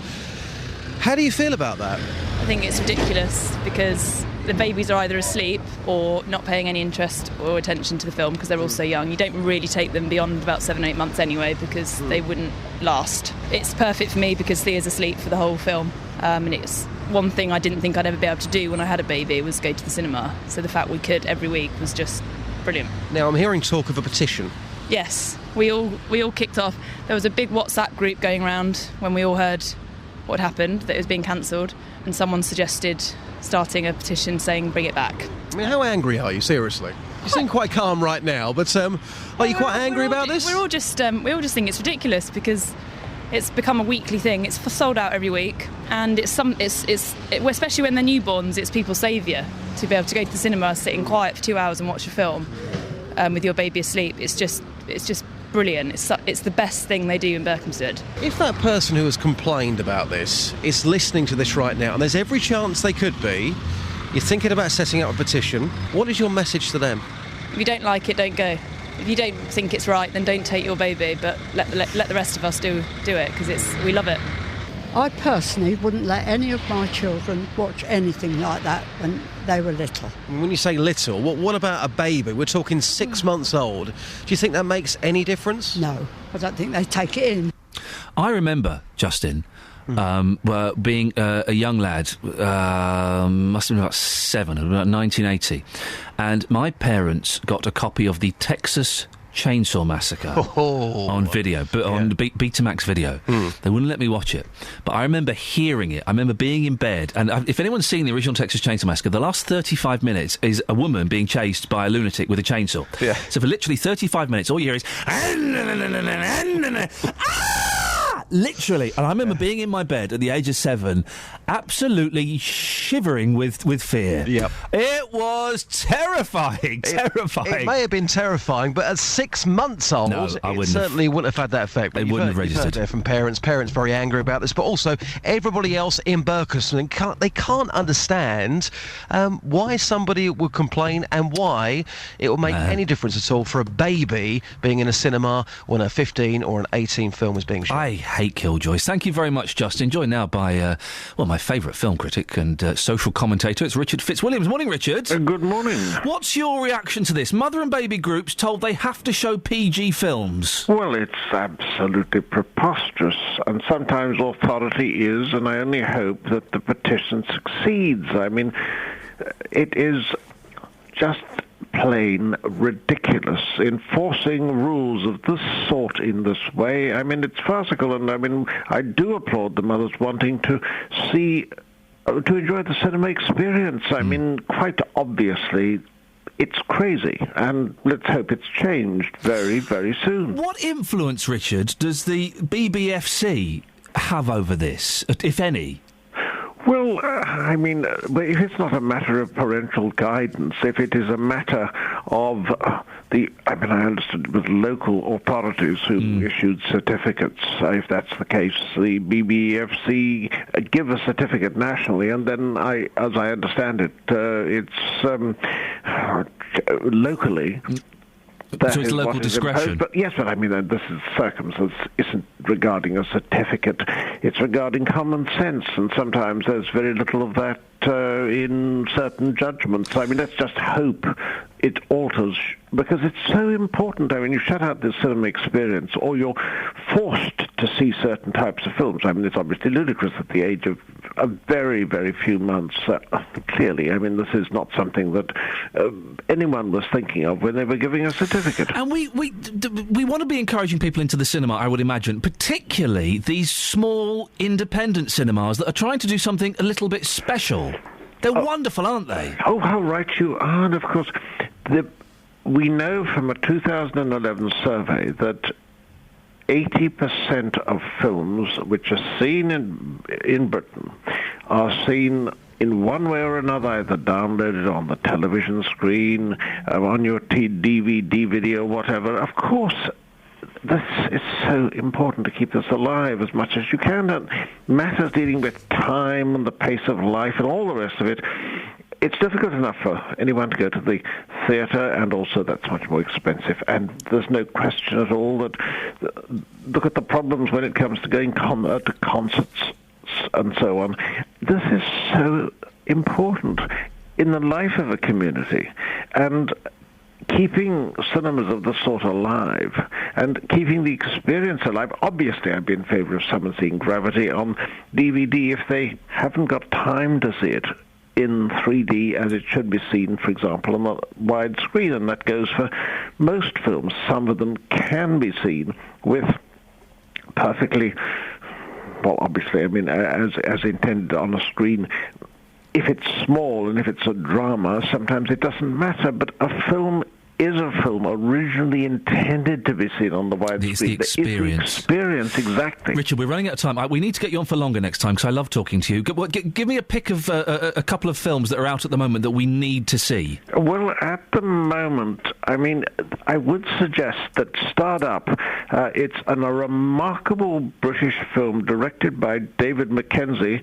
None of us wants to experience the situation in prison, but my goodness me, in Jack O'Connell, you've got a remarkable actor, and this is a tough, brutal movie, but one that is, in my opinion, pretty unforgettable.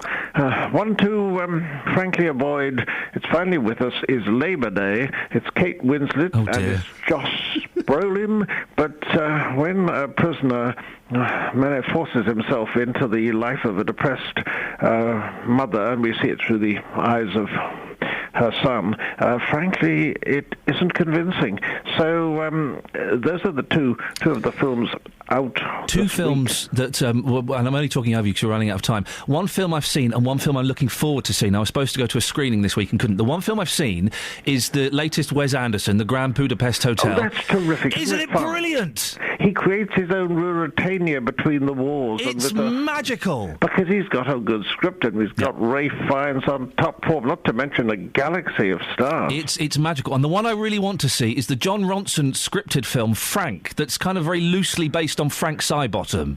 That one I haven't seen. Oh, with Michael Fassbender wearing a papier-mâché head all the way through? Well, there is Michael Fassbender in other roles that come more vividly to mind, I have to say, is Edwin Epps, the slave driver in 12 Years a Slave, and I hope listeners have seen that because this is a really tough cinematic experience. I mean, Fassbender is one of our rarest actors. Oh, yes, a remarkable but grand Budapest Hotel is absolutely excellent. Richard, I have to let you go because we're out of time. Next time we get Richard on, let's get him on for longer because I could talk to him for ages. His insight and his passion for the cinema is uplifting. Richard Fitzwilliams, thank you very much. It's BBC Three Counties Radio. It's 7:30. Let's get the travel with Alice. Travel news for beds, cards and bugs. BBC Three Counties Radio. On the M40 London bound, we've got reports that a lane is blocked at junction 1 for the Denham roundabout, and the M25 anti-clockwise still heavy going between junction 21 for the M1 and 18 for Chorleywood. On the speed sensors in Kings Langley, the A41 southbound slow going between the Hemel Hempstead turnoff and the M25. Also on public transport, Virgin Trains and London Midlands have services via Milton Keynes with possible delays of up to 45 minutes. That's after an earlier electrical supply problem at Tamworth. I'm Alice Glossop, BBC Three Counties Radio. Across beds, hearts and bugs. This is BBC Three Counties Radio.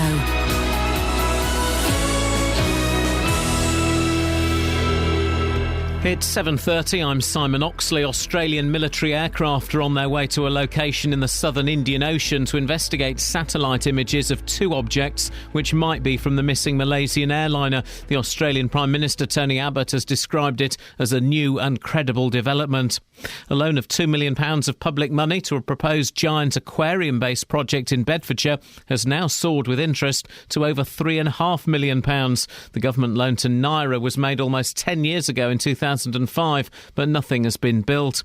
And the Conservatives are facing a backlash over an advert suggesting playing bingo and drinking beer are what hard-working people enjoy. It was published by the Tory party chairman and Welwyn-Hatfield MP Grant Shapps after the Chancellor, George Osborne, halved the tax on bingo and knocked a penny off a pint of beer in his budget. Three Counties Sports. BBC Three Counties Radio. Manchester United are through to the last 8 of the Champions League. This to reduce the deficit. Van Persie from the penalty spot. He's going to strike it left-footed. Here he comes. Great penalty. Rooney in the penalty. Here's a chance. Van Persie's made it 2-0. Just before half-time. Van Persie shoots. In and out. Goalkeeper didn't move. Hat-trick for the Dutchman. United lead 3-0 in the night and 3-2 up on aggregate. So Robin van Persie's hat-trick gave them a 3-0 win over Olympiacos at Old Trafford. United through 3-2 on aggregate to join Chelsea in tomorrow's quarter-final draw. Here's relieved manager David Moyes. I thought it was a magnificent team performance tonight. It really was. You know, we carried no passengers. Everybody fought their corner for what they had to do in the game. And I thought we played well as well. I thought there was some good football. But I think there was a real tempo to our football, which maybe we've not seen here at Old Trafford for a lot of the games this season. Tottenham face Benfica in Lisbon tonight, looking to overturn their 3-1 first-leg deficit and progress to the quarter-finals of the Europa League. The world champion Milton Keynes Red Bull team will be given the freedom of the borough at a council meeting this evening. The Formula One team employs several hundred people at their Tilbrook base in the new city. And England's cricketers lost their second and final warm-up match for the World 2020 in Bangladesh. They were beaten by 20 runs by India and play New Zealand on Saturday. BBC Three Counties News and Sport. The next full bulletin is at 8. Call 08459 455 555. BBC Three Counties Radio. Morning, this is Iain Lee, BBC Three Counties Radio. Richard's in Stevenage. Good morning, Richard. Hi, Ian. Richard, what would you like to say, sir? Richard, we'll call you back. What's going on with this rubbish phone? We'll call him back, shall we? While we're doing that, let's have a quick look at the front pages of some of the newspapers. It's all about the budget. I'll be honest, I don't get... Oh, I nearly said something rude then. I don't get excited by the budget. What does it mean? I'm probably paying a bit more. Generally, that's what they always mean, isn't it? I'm probably paying a little bit more. The Guardian: vote blue, go grey. Appeal to older voters with savings and pensions reforms. Osborne warns austerity will continue long after election. I don't like people who say austerity. It's austerity, isn't it? Like the people who say auction. Well, it's an auction. Cheaper energy for business condemned by green groups. So that's that. It's all this, really. You have earned it, you have saved it, says the Daily Telegraph. And now, after years of lean times, Osborne's pension revolution will reward you too. OK, good for him. Let's do a couple more, then we'll talk about bicycles. I know. The Independent: Osborne helps the aged. Pensions shake up to woo over 50s. Tax-free savings limit increase. Threshold for higher rate tax raised. Young left even further behind, says Labour. And the new face of Crimea revealed as naval bases stormed. And the Times: the savings revolution. We'll do the Sun and the Mail and the Express in a little bit. But let's be honest, they're all kind of talking about the same things. It's not the most exciting story in the world. 08459 455 555. Now, a Hertfordshire cyclist has won his High Court case following an accident caused by a pothole. The High Court has ruled that Alan Curtis, who's 57, from Bushey, should be paid nearly £70,000 by Hertfordshire County Council. Well, Alan joins me, as does his solicitor, Kevin O'Sullivan. Good morning to both of you. Good morning. Alan, let's start with you. Give us a little bit of background to this case. When did it happen, and what exactly did happen? It was October I think 4th, 2009. It was a Sunday morning. I was out for a cycle ride with two of my friends. We were actually in the final stages of preparation for a charity bike ride I was supposed to be doing a month later in India, but obviously couldn't go because of the accident. So what exactly happened? You fell over in a pothole? Well, the truth of it is, I don't know what happened because I have, so I'm told, pre- and post-traumatic memory loss. So about 5 minutes before to the accident to 2 days afterwards, I have no idea what happened. Oh, dear. From what I'm told, I wasn't unconscious. My memory's gone. It's been blocked out. But from what I'm told, my wheel either caught in a pothole or I saw it late and swerved to avoid it. But either way, I lost control of the bike, came flying off it, landed on my probably on my left-hand side, broke both the arms, broke both the bones in my forearm, my left forearm. Oh, dear. They were completely snapped through, and I've got 2 metal plates in there, but that's all healed up very nicely. Looking at the remains of my cycle helmet, I landed on the left-hand side of my head, which has caused nerve damage on the right-hand side of my body. Oh, gosh. So how was this... this must have had a big impact on your life. Yes, it's had a significant impact. Immediately after the accident, I had double vision. I had almost no hearing, couldn't smell, couldn't taste, had no sensation of pain or temperature on the right-hand side of my body. That they're all neurological things, and over about 2 years, pretty much all of that has come back, except for hearing in my right ear and the sensation on my right-hand side. The sensation it's annoying, it's not good, but it's something you can live with. I don't feel temperature well, so if I go out on what we might say was a reasonable, fresh day, I would feel a lot colder on my left-hand side, and I have this pins and needles sensation. The main problem is the hearing, which my right ear, the sound that goes into it doesn't get transmitted to the brain properly because of nerve damage. And that also causes me a problem with something called discrimination, which means that my brain can't filter out the noise it wants to hear and background noise. So it's something that people with good hearing do naturally. You don't even think about it. So if I'm in a crowded room with lots of background noise, it's very difficult for me to hear the person I'm speaking to or the people I'm with, and that's very difficult for me, both socially and at work, because a lot of my work depends on meeting, speaking to people. Socially, if we're in a restaurant, it's almost impossible to have a conversation with people around the table if there's background noise, the hubbub of voices or music in the background.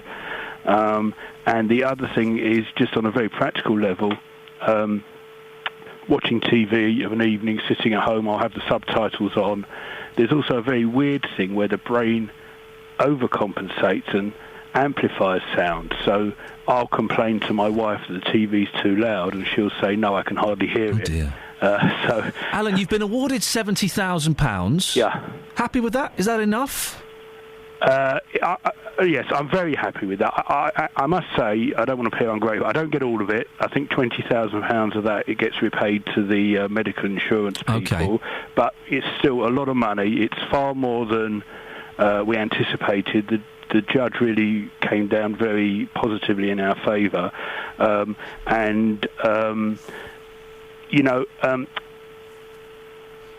going to say that cliche thing that people always say. We didn't go into this for the money. In fact, I didn't even think about suing the council immediately. It was only when a friend of mine was talking to a friend of ours, who is a solicitor, who is the owner of Kevin's solicitors, who said, it might be worth having a try with this one.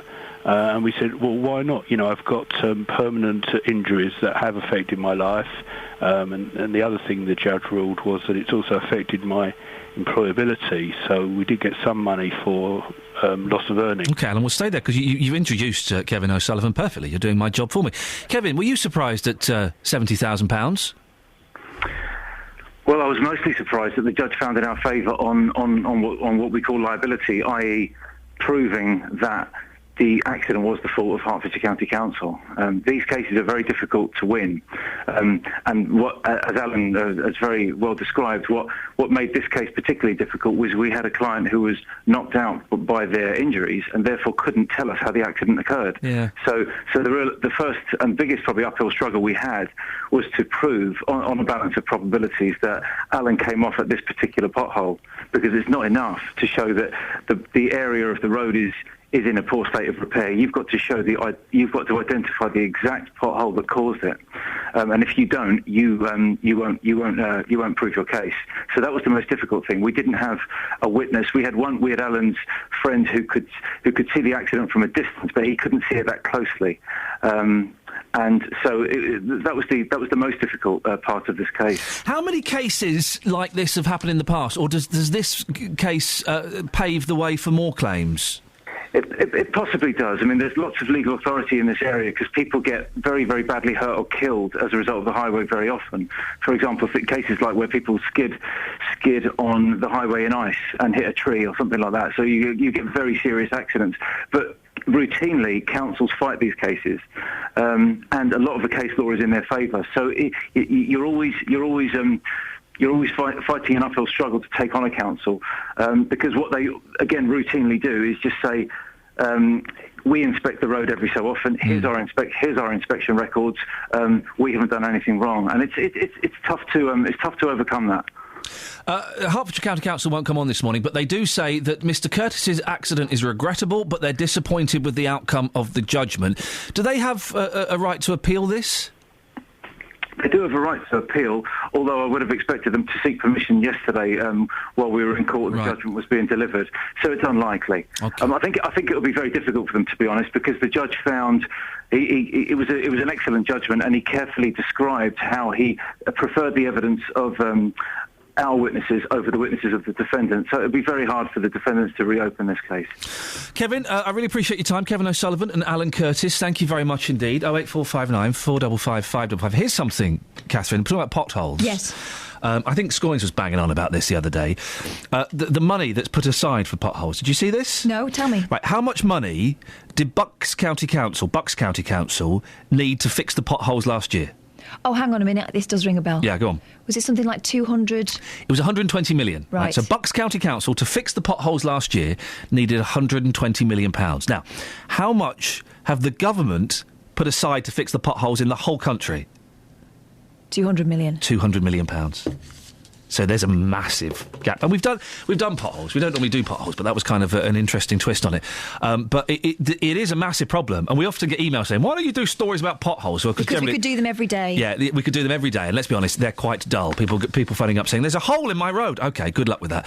But it is a growing thing. And with councils having to make cutbacks everywhere, filling in some potholes, really? Really? They're not going to be bothered to, are they? They'll say they do, but I don't think they're going to.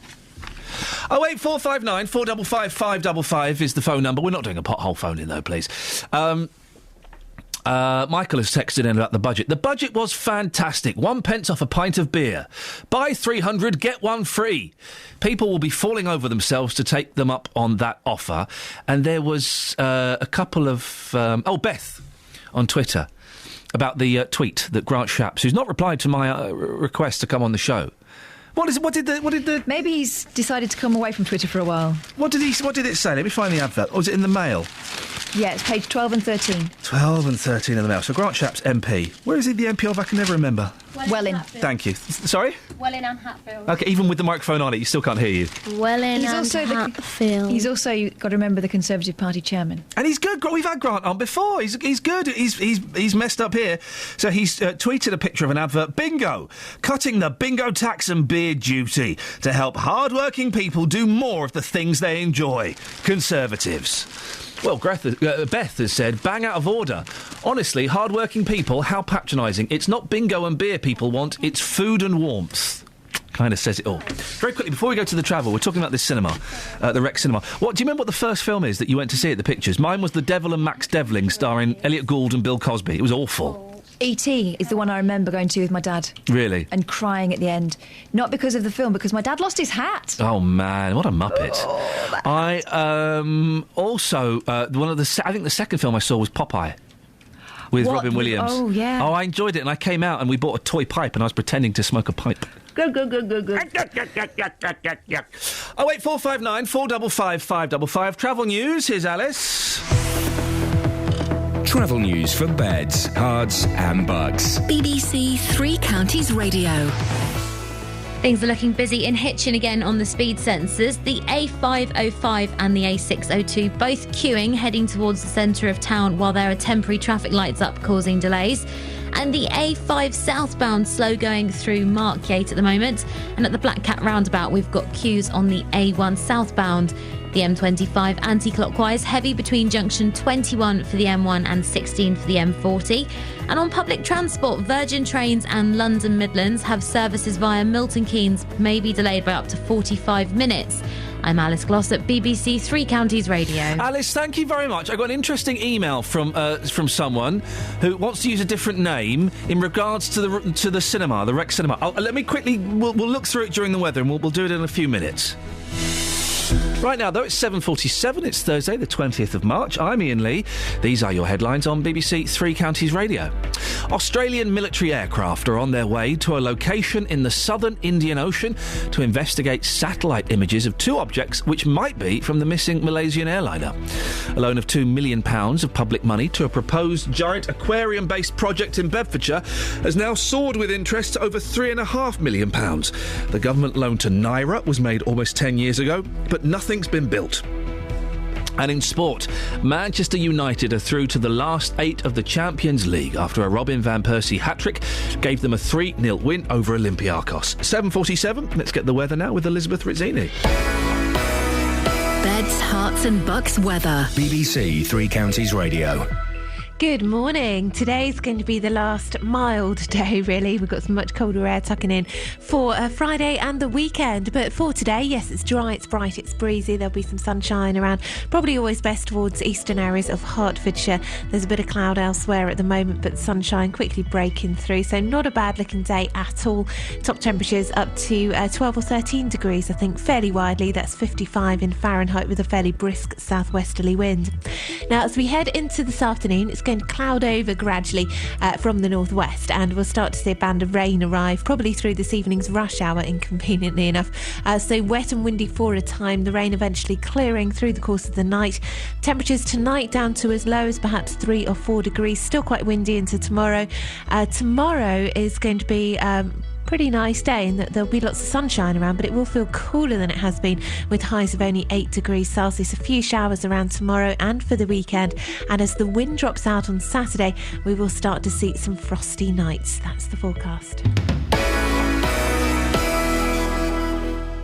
Every weekday from 3, Roberto Perrone. You told 580 gags in 1 hour. Can I test you for 1 minute? I spent the whole year trying to get into classical music. It took the 4 seasons. Weekdays from 3. We heard from Neil earlier on. He claims he was discriminated against and asked to leave a pub because he injected himself in public in full view. Insulin keeps my son alive, OK? If he doesn't inject, he'll die. Roberto Perrone. And I just thank you for the services that you do on here to help people like myself. Weekdays from 3 on BBC Three Counties Radio.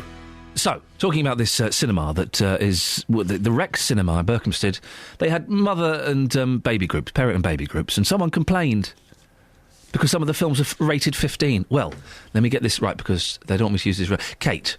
Let's call her Kate, shall we? It's not her real name. I know what her real name is, but let's say Kate. Iain, search for 5 myths about babies and PTSD, post-traumatic stress disorder, which tells us that research has proven that disturbing noises can harm babies by storing memories in their bodies. Sorry, Catherine? Oh, no, I'm listening intently. It's on the friendship.org website. Then tell me babies should be in an 18 certificate film. I believe we have to be careful about what we expose babies to. Abusive shouting at home between parents can even traumatise a baby. Well, I agree, but that comes with atmosphere and the way parents deal with each other. But supposing the babies are in a cinema and there's gunshots and there's shouting going off in that, they wouldn't necessarily be able to register the difference between their parents and, for example, Tom Cruise. I'm guessing that if a baby was disturbed, they'd be crying and you'd have to take them out anyway, wouldn't you? Or maybe it could be so afraid that it wouldn't be crying, it would be internalising its fear. I don't know. I'm not necessarily buying what Kate's saying. I'm just... Let me have a look at friendship.org and see what they're saying. OK, yeah. Why is it labelled 5 myths about babies and PT? Anyway, you have a look. Let me know what they say. Thank you very much indeed. 08459 455 555 is the telephone number if you want to give us a call on that. Now, if you were listening last week, you might remember the story of Glenn Phillips from Hertfordshire, who has motor neurones disease. After a fall recently, he needs round-the-clock care to be able to live out the rest of his life in his own home. Generally, and this is a generalisation, when people are diagnosed with motor neurone disease, they have maybe 14 months, 18 months, 2 years left of their life. There are some that live much longer, some that live shorter, but that's kind of the general thing. The trouble is, in this situation, is emergency funding from the county council to help provide this care ran out last week. The situation has caused Glenn a great deal of stress, as our reporter Matt Lockwood found out. Throughout all of this process, I've been very, very stressed and concerned about what's going to happen. So I am really, genuinely very worried about what is going to happen on Wednesday night. And that must be, to put it mildly, awful for you because, you rely on that 24 hours of care. You need that 24 hours of care to stay in your own home and have that over your head that you don't know what's going to happen next. It must just be terrible. Well, one of the main problems is it's really hard to cope with having a terminal illness. I have to constantly think about dying, and that is really hard. So not to know what is happening with my care is even more stressful. Well, that was Matt speaking to Glenn quite recently. We've got more information on this story now. We can speak to Karen Pearce, a Director of Care for the Motor Neurone Disease Association. Morning, Karen. Good morning. Now, you've been involved in Glenn's case. He was very upset that you would have to move out of his home. What's the latest on this? Yes, the latest is good news, although Glenn did reflect how difficult this time has been for him. The latest is that he now has a package of care for 24 hours. And the even better news is that Glenn is going to be in control of his funding, so he's going to be empowered to have the choice of the carers that he wants. It gives him a degree of independence in a disease, as he rightly says, is going to rob him of so much. We're hoping that the council, who've worked so hard together with a number of other people, will take this as an example, because Glen isn't alone. There are many people within ND who will be needing good quality care and access to high levels of carer involvement in the future. And it's one of the things that the Motor Neurone Disease Association fights for through our charter. And if people are interested in seeing a little bit more about that, we'd encourage them to go online, perhaps rather than Googling a holiday, look how they can ensure that people have the right to be treated with respect as individuals. There was talk, wasn't there, Karen? The plan was, where we left it, that Glenn was going to be put in a nursing home because I think it was £700 cheaper a week to put him in a nursing home than to give him the care in his own house. Why did they change their decision? I can't speak for the council and why they changed their decision. I think that the independent care agency that Glenn has contacted and is currently having care for is obviously providing quality care, and the care manager from the local authority has worked hard to try and enable Glenn to stay in his own home. It's the place where he wants to stay, and I think that is to be applauded, that so many have worked together to ensure that taking cost out of it, that Glenn is where he would choose to be. How important is it for someone in Glenn's position to be able to stay at home? I think it's vital. If you're being robbed of the ability to move, to eat, to speak, everything's being taken away from you. The one constant is the place where you live, where you've got your memories, and to have to move into a care home, which is alien to you, you're not sure of where things are. I think to keep as much of your own life as you possibly can is crucial. It's possible, though, this situation could change, couldn't it? If and I guess when, Glenn's situation deteriorates even further. I think the positive thing is that his situation will be constantly reviewed. One of the confusions and one of the things that needed to be considered last time was about a thing called continuing healthcare assessment.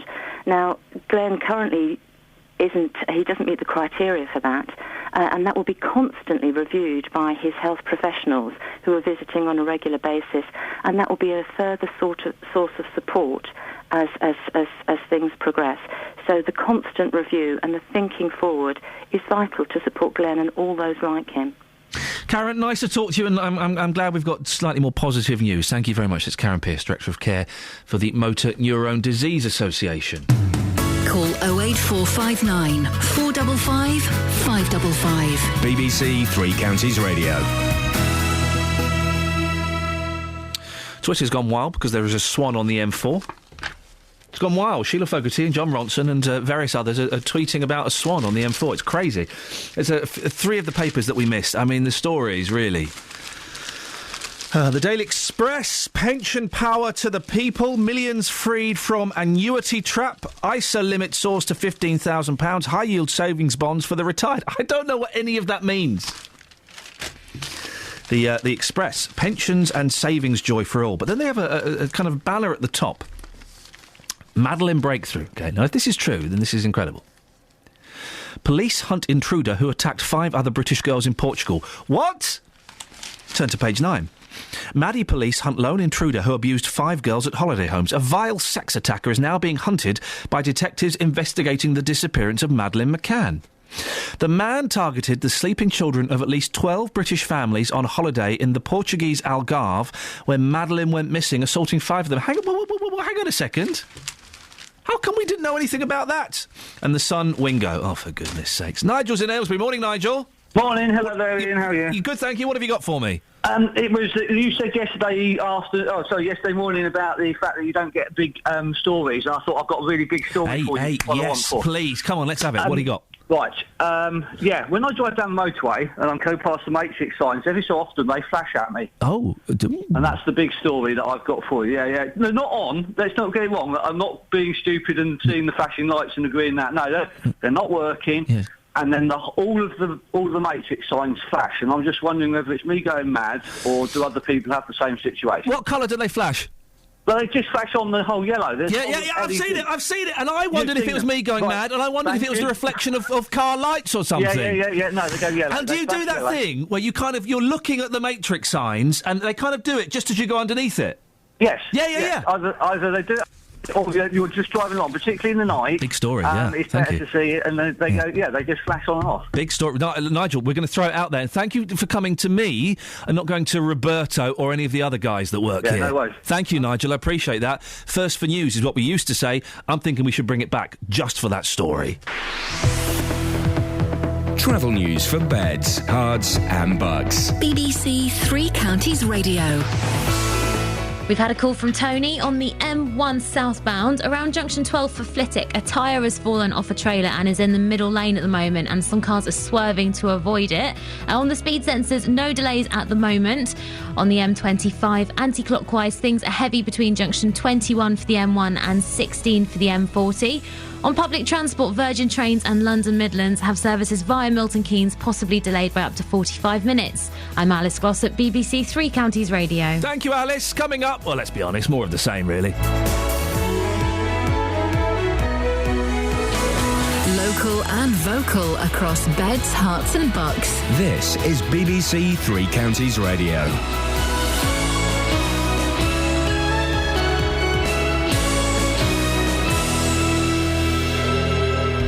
It's 8 o'clock. I'm Simon Oxley. The headlines: possible breakthrough in search for missing plane, loan mounting up for Bedfordshire's Naira project, and Herts County Council to pay pothole damages. BBC Three Counties Radio. Australian military aircraft are on their way to a location in the southern Indian Ocean to investigate satellite images of two objects which might be from the missing Malaysian airliner. The BBC's Jonah Fisher is in Malaysia. This appears to be the most convincing lead yet. Two pieces of debris, one 24 metres in size, have been spotted by commercial satellites, 1,500 miles southwest of the coast of Australia.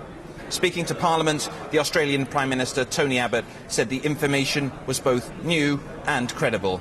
By piecing together fragments of satellite communications and radar sightings, experts have become convinced that the plane must have headed south into the Indian Ocean. No one is any wiser as to why the plane deviated so far off course. A loan of £2 million of public money to a proposed giant aquarium-based project in Bedfordshire has now soared with interest to over £3.5 million. The government loan to Naira was made almost 10 years ago in 2005, but nothing has been built. The government says the current situation is not sustainable, but Robert Oxley from the Taxpayers Alliance says that's not good enough. They've got nothing to show for it, nothing to show for all the taxpayers' money they've had. So I think Bedfordshire residents will look at this and just think, why have they been given this cash, and more importantly, why have they been allowed to get away with doing absolutely nothing?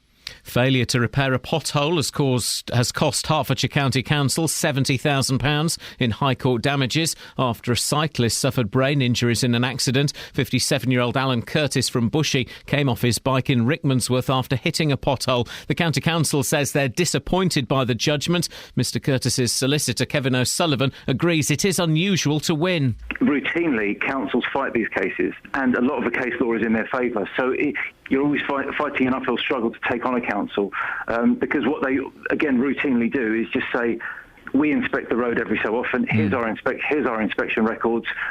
We haven't done anything wrong, and it's tough to overcome that. The Conservatives are facing a backlash over an advert suggesting playing bingo and drinking beer are what hard-working people enjoy. It was published by the Tory party chairman and Welwyn-Hatfield MP Grant Shapps after the Chancellor George Osborne halved the tax on bingo and knocked a penny off a pint of beer in his budget. A cinema in Hertfordshire has been forced to withdraw 15 rated films from the parent and baby matinees as they were deemed too old for the babies. The Rex Cinema in Berkhamsted had to take the action following a complaint to the local council, which also acts as the licensing authority. Jessica is one of the mums who will petition against the decision. I think it's ridiculous because the babies are either asleep or not paying any interest or attention to the film because they're all so young. You don't really take them beyond about 7 or 8 months anyway because they wouldn't last. In sport, Manchester United are through to the last 8 of the Champions League after a Robin van Persie hat-trick gave them a 3-0 win over Olympiacos at Old Trafford. United went through 3-2 on aggregate.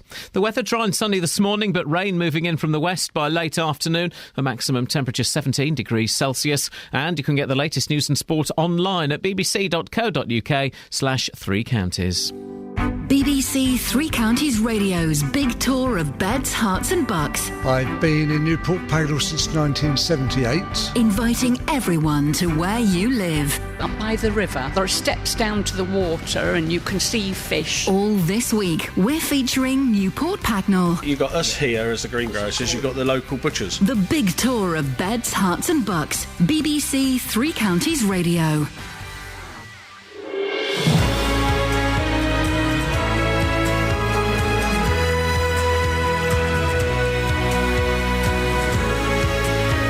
This is Iain Lee, BBC Three Counties Radio.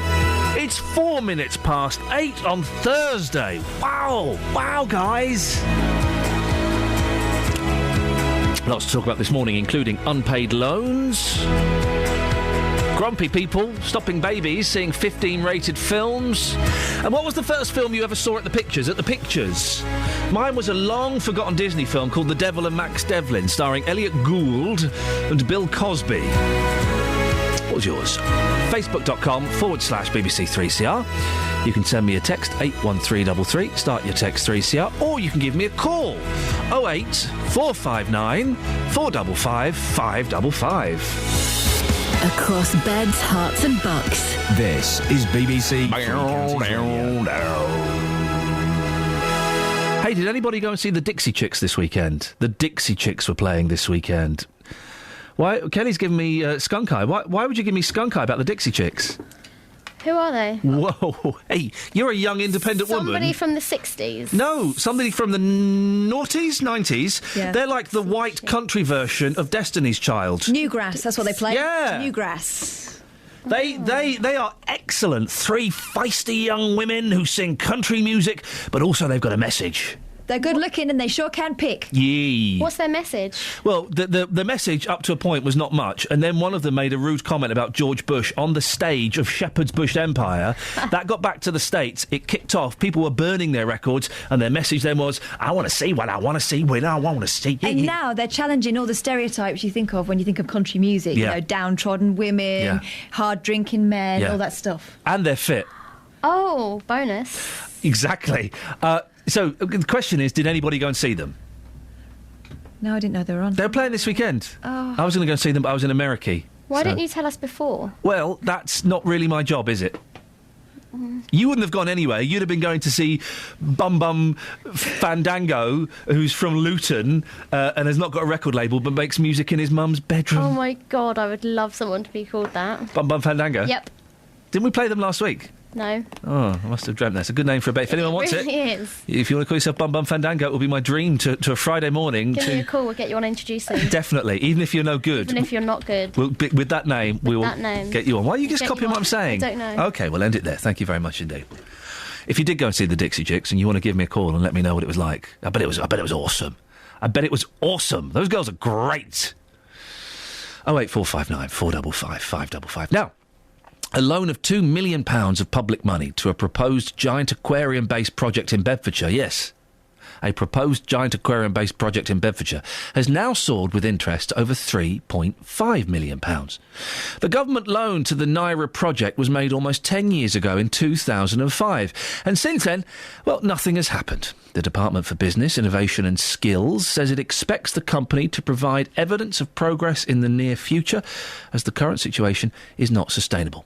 Well, Tony Hare is a local parish councillor from Elstow who has been critical of the project from the beginning. What do you make of the latest, Tony? Well, it's just an ongoing thing, isn't it? I mean, it's £2 million owed from EDA and the government, but there's a lot of other money also loaned from the public purse, which came from Bedfordshire County Council. Why were you so against this initially? Does this sound like a great idea? No, get me wrong. It was a great idea. There were 2 ideas. I mean, there wasn't just the one, there was 2. One got transferred from one pit to another, and they called it a different company, the 2 Naira companies. But the idea of the whole thing, I was massively behind. I mean, it all started up at the House of Commons. I was there. I thought it was brilliant. What I didn't like was on the second scheme, where they had a car park 3 miles away put on an old Elstow landfill tip. And they wanted to put hundreds, I mean, I do mean hundreds of buses each day through the Wixham's Newtown with bendy buses. I mean, even the mayor didn't like those. And that was my objection, but I was never objected to the scheme. What do you think about the money? You, as a taxpayer, have contributed towards this project. The second scheme, where the money went into, and I think there was probably a lot more than 2 million. I know 2 million you're talking about, but in my view, it's probably 8 million. Yeah, that's just vanished. The total loan figure with interest, we've calculated to be around about 6 million. So yeah, something like that. Yeah, probably more than that, because you've got the 3.5 you're talking about, and you've got 3.2 from Bedfordshire County Council, which also should have interest attached to it as well. But nevertheless, it's gone. It's vanished. The people that had the money, on the second scheme, there was a chap with 3 banks came into it, and he was chairman of NIRA, and his 3 banks have gone, which I understand because of the 2008 problems, but nevertheless, that money should have been secured.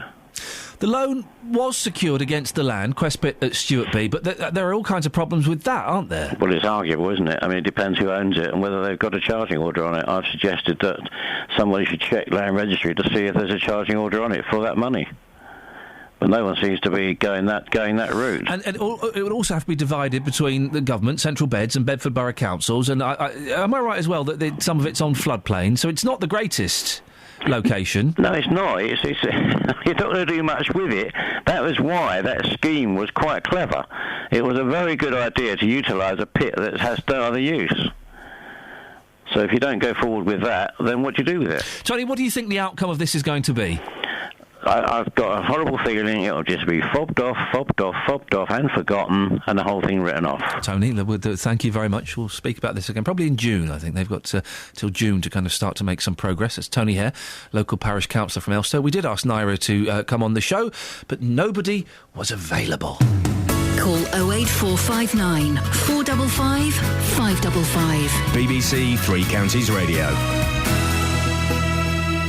Leslie from Watford has gone in touch with the big story of the day. Flashing matrix signs when clearly switched off. That's a yes. I thought I was being daffy, but it seems not. Well, not as much as normal.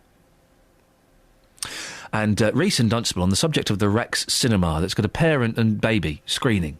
And they were showing 15 films. Well, they're not allowed to anymore because some killjoy has complained. Well, Reese says, should we now ban parents from watching EastEnders with their children? There's plenty enough shouting in that to have an impact on your child's psychological state. Richard in Stevenage. Morning, Richard. Hi, Ian. Richard, what would you like to say? The parent-baby screenings, I actually agree with the fact that they're banning the 15 certificates. Oh, go on. Well, basically, we've got a 4-month-old daughter, Yes. and I strongly believe that she's been affected by what we've been watching on TV. Right, what have you been watching on TV? We've been watching The Walking Dead. Oh, yeah, it's good, that. Yeah, I like that. It is very good. But how's it affected her? Well, today, she was in her Moses basket. I've looked down and I've seen her chewing the head of her teddy bear. So that's proof enough, the fact that she must have been watching the TV as she started eating the teddy's brains. That is pretty damning evidence, isn't it? Yeah, I mean, if the council are listening, I mean, that's the proof they need. What can you do to try and reverse this worrying trend in your 4-month-old daughter, Richard? I mean, if she's eating Teddy's brains, that's not great, is it? No, it's not.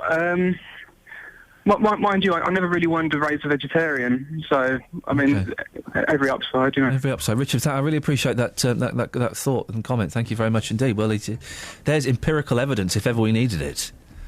His 4-month-old daughter is eating Teddy's brains because of watching The Walking Dead.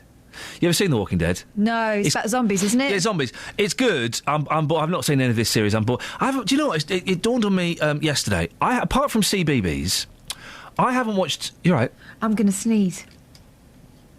Look at the light. Keep looking. Oh, okay, yeah, I'm better. Okay. No, that's supposed to make you sneeze more.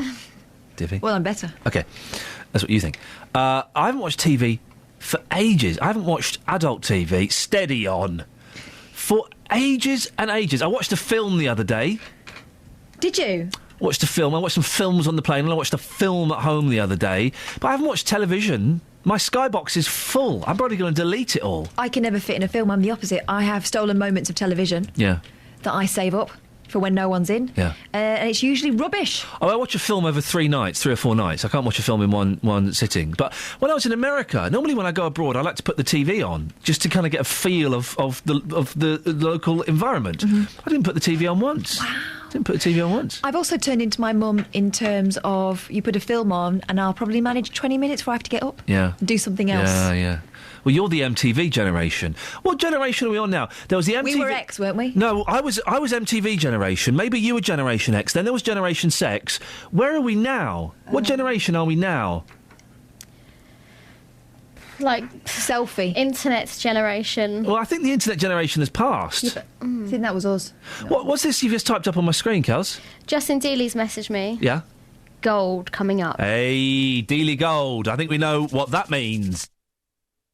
08459 455 555 is the telephone number if you want to give us a call. Oh, Kelly, you've been to the pictures, haven't you? Yes. What was the first film you ever saw at the pictures? Ooh.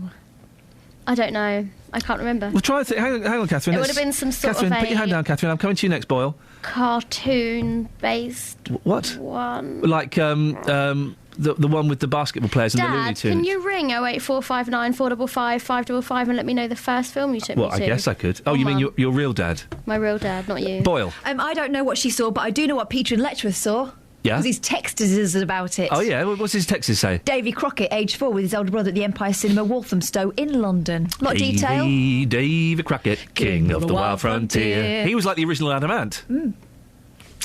Well, that's that conversation ground to a stunning halt. Travel news for beds, cards and bugs. BBC Three Counties Radio. Had a call from Tony on the M1 southbound around junction 12 for Flitwick. A tyre has fallen off a trailer's in the middle of the road. Cars are swerving to avoid it at the moment. On the M25, anti-clockwise, heavy going between junction 21 for the M1 and 16 for the M40. On the speed sensors in Newport Pagnell, London Road struggling as you head towards the M1. And we've still got delays in Hitchin. The A505 and A602 are both queuing as you head towards the centre of town because of temporary traffic lights.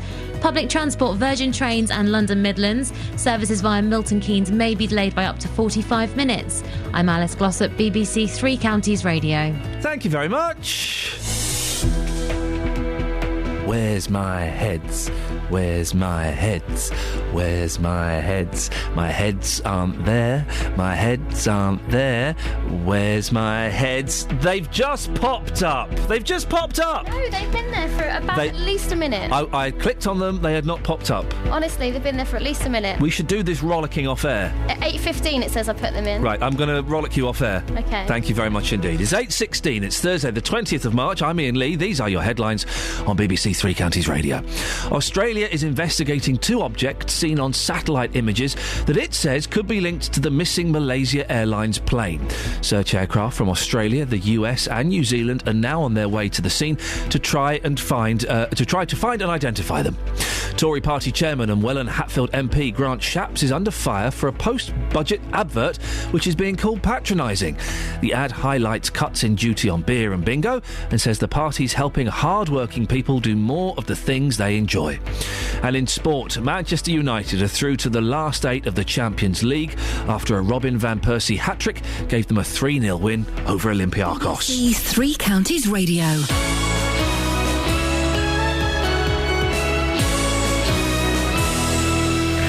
On Saturday afternoon, we've got MK Dons battling for a playoff place. And MK Dons have got a third! And Stevenage trying to climb out of the bottom 4. Graham Wesley will be fuming with that one. So 3 points mean more than ever when they meet. This next 7 days will define who we are as people. This is my greatest achievement as a manager up to date. A local game, it's always one that gets the fans up, and we look forward to that. And if we get 3 points there, we'll be in good shape. We'll have live commentary on Stevenage versus MK Dons, as well as Watford and Luton. Towards Merkel. Merkel must score! Merkel does score! It's been tough going for the Hatters in the opening half an hour, but they've made the breakthrough. Three Counties Sport, Saturday from 2, here on BBC Three Counties Radio. Oh, my headphones have come off. Look at that, it's fallen off. It's just come off in my hand. Oh, dear. There we go. Got it There back you on. go. You all right there Yeah, now? fine, thank you. Technical problems at BBC Three Counties Radio. Who'd have Look thought at you it? with your caramel top on. Thank you. I wore this yesterday, but I only wore it for an afternoon, so I thought I could get away with a double wear. Oh, dear. Sorry. I had the great pleasure of going to my little boy's school and reading 2 stories to the children, all 4 years old. Did you? Yeah, it was wonderful. I bet you're a good story reader, aren't you? Do you do funny voices? I don't like the voices so much. I don't think you need the voices. I think the voices show a weakness in your storytelling skills, Bernard Cribbins. Yeah, I think you can... and also, I forget which voice I've assigned to which character. Right. So it gets a bit confusing. So I don't do the voices. Oh, I do all the voices. Really? Yes. No, I don't think you need them. I think it shows that you haven't got the confidence in yourself as a performer. Oh. That's why you do the voices. I would have thought the voices had a certain je ne sais quoi. Well, also, the voices that you do, I'm imagining they all sound slightly high-pitched and posh. Is that correct? What do you mean? Well, I can do kind of lady voices. Okay, let's hear. Well, like a lady, I do that as a... Why are you making me do my voices? So I do that. Old man voice? Old man voice. So your stories have to involve a posh lady or an old man? Yes. Okay. Then the old man said, "Get out my garden, you little devil." Something like that. When do you read stories to children? Well, I don't, but I'm just, if you'd like me to come round, I could, mind you... No. I'm sensing, just listening in my own head to my voices, that your children might never sleep again. Yeah, it could be quite terrifying. Probably best we don't do that. Yes. But they love my stories. And they say, right, children, any questions? Yes, how old are you? First question, how rude. I said, well, how old do you think I am? 72. 72? I gave her a clip around the ear. You're not allowed to do that anymore, particularly not to other children. Oh, really? So I got told off for that. Never mind. No. That'll learn them. Exactly. What's on... Oh, I know what you're doing on your show today. This is a good one, this. Yeah, we're doing this Grant Shapps tweet you've been talking about. So the Conservative Party chairman, Grant Shapps, has sparked a political row after tweeting an advert highlighting cuts in duty on beer and bingo. It said the party was... quote, helping hard-working people do more of the things they enjoy. Oh, dearie me. People have taken to Twitter to express their dislike and offence at this tweet. George Osborne's Lib Dem deputy, Danny Alexander, says at first he thought it was a spoof. Well, this morning I want to hear your views on this. Are you offended by Grant Shapps' tweet, or do you think it's a whole load of fuss about nothing? 08459 455 555. As someone said on Twitter, what hard-working people like to do is eat and be warm. That's what they like to do, is eat and be warm. Not necessarily bingo and beer. Oh, for goodness sake. Do hard-working people play bingo? I thought bingo is generally played by little old ladies who haven't worked for years because they're retired. Nans play it, and sometimes you get some students playing it. I don't think there's anybody in the middle that does it. So hard-working people don't play bingo? No, I don't think so. I mean, maybe we're misunderstanding the general public. It just sounds like to me, it sounds like a very patronising, there we go, you see, we are thinking about you. Now, back to the millionaires. Back to the millionaires. Really? Is that how you feel? Yeah. Yeah. Or do you think it was just... penny off a pint of beer? Come on. What difference is that going to make to anybody's life? Oh, no. You shouldn't sniff at that. That's good. Why? That's good, because it's helping the pubs, it's helping the beer industry. How is it helping people aren't going to drink more because they've got a penny off a pint of beer. Look, I'm going to talk to a landlord later on. He's delighted. Apparently he was cracking open the champagne yesterday. Well, they're not taking a penny off that as well, have they? No, I don't think so. Okay. It's buy 300 pints of beer, get one free. That's pretty much the deal they've offered.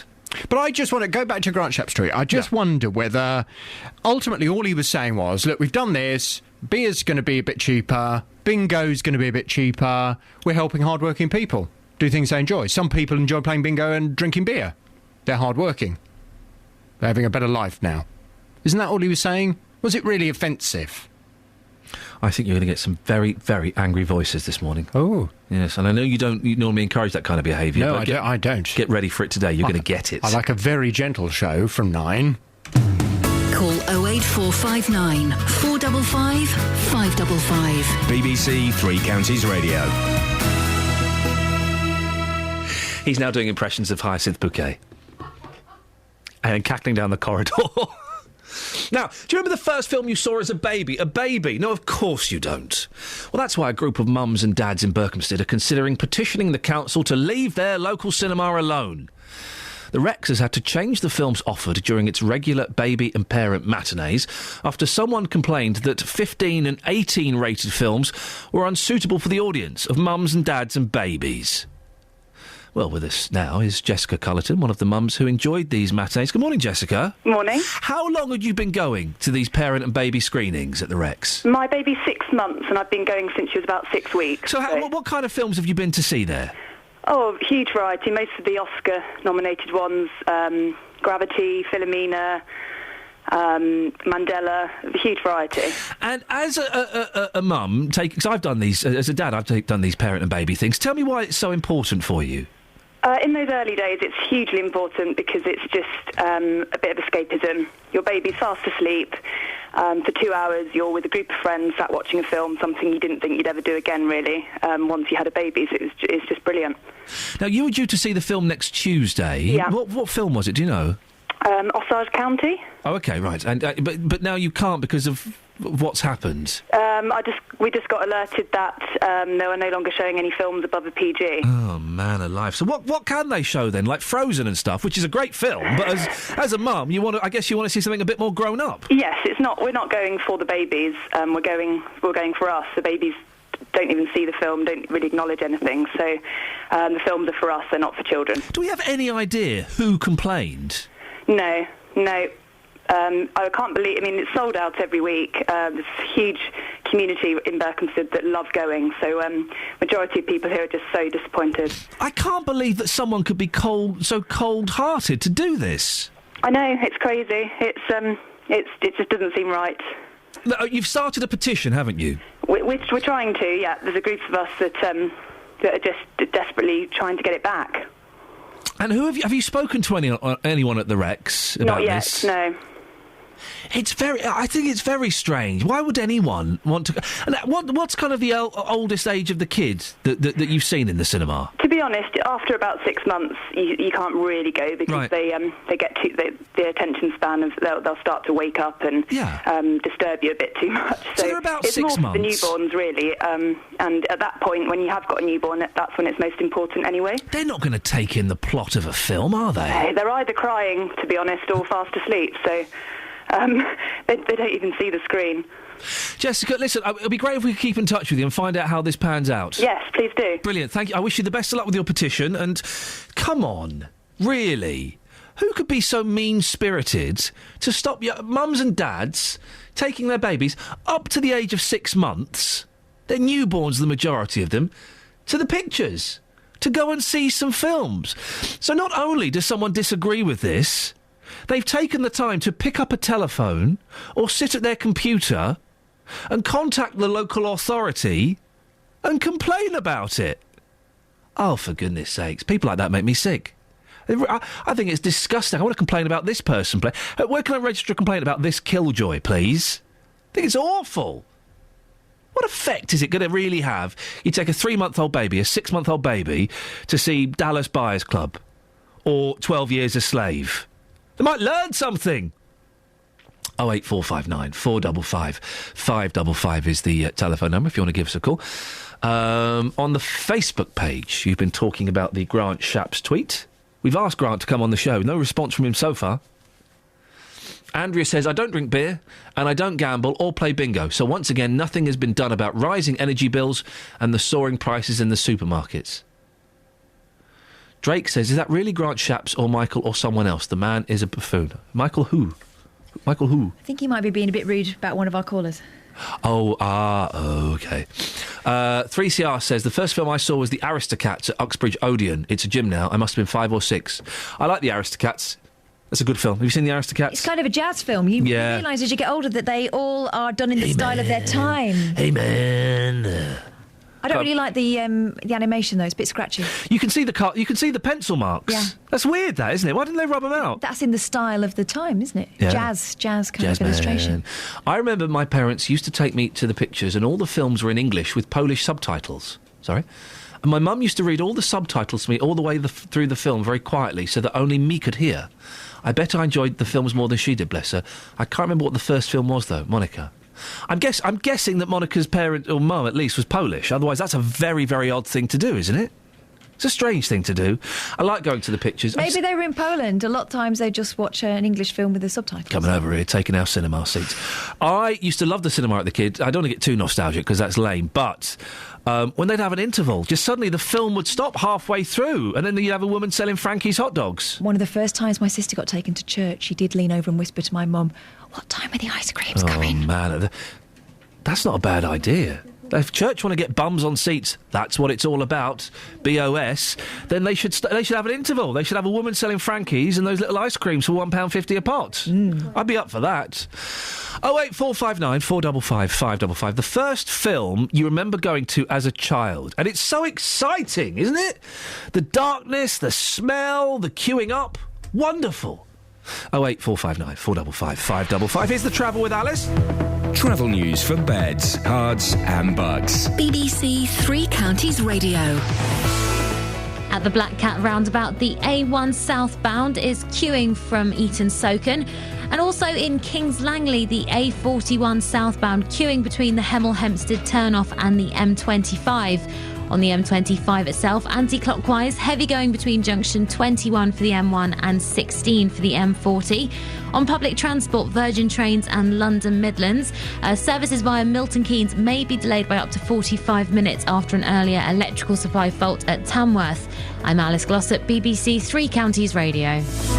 Across beds, hearts and bugs. This is BBC Three Counties Radio.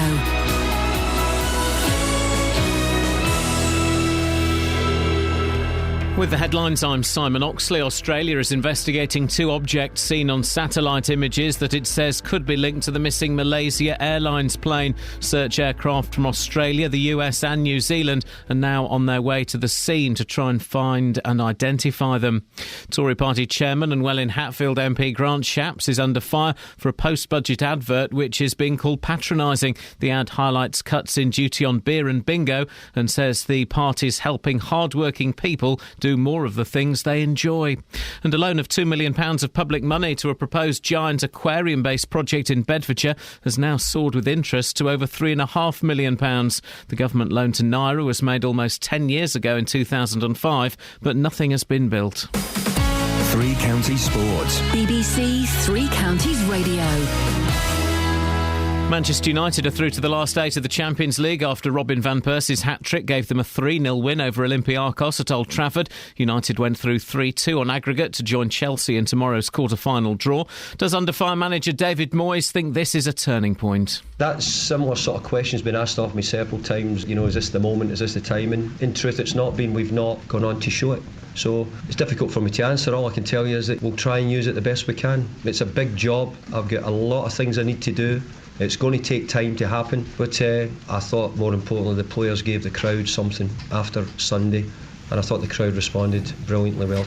Tottenham face Benfica in Lisbon tonight, looking to overturn their 3-1 first-leg deficit and progress to the quarter-finals of the Europa League. Head coach Tim Sherwood believes he'll still be at the club next season, despite speculation continuing to mount about his future. My future's out of my hands. I believe I'll be here next year. I'm already, as I said previously, I'm planning for next season. So the players are playing for their futures.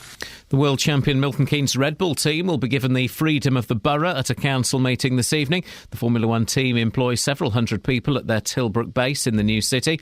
And England's cricketers lost their second and final warm-up match for the World 2020 in Bangladesh. They were beaten by 20 runs by India and open their tournament campaign against New Zealand on Saturday. BBC Three Counties News and Sport. The next full bulletin is at 9. Across beds, hearts and bucks. This is Iain Lee. BBC Three Counties Radio. Oh dear, it just gets worse and worse. We're talking about cinemas and taking babies to the cinema. Babies, so not toddlers, kids up to the age of 6 months. And can it really affect them? I don't think there's any problem at all with it, really. As long as their ears are protected, because some of those cinemas can be quite loud, but that's it. We spoke to Richard, who thinks it's good that the cinema has banned children, because he has a 4-month-old daughter who he's watched The Walking Dead with her. It's a rather violent and graphic television programme about zombies. And how he found his child eating the head of a teddy bear, trying to get to the brains. Well, he's just tweeted a picture, which I've retweeted. at Iain Lee. She has a taste for rabbits now, and it really is a disturbing image, and kind of it gives the story a bit more of a serious, a personal twist when you see something like that, Richard. I thank you. I appreciate your sharing that with us, and I hope that you can sort something out. 08459 455 555 is the telephone number if you want to give us a call. The papers are all obsessed with the budget, as they would be. I never understand the budget. It's always kind of smoke and mirrors, isn't it? It's always giving with one hand, taking with the other. Don't really get it. Have I won? Have I lost? Probably the same, maybe a little bit worse off.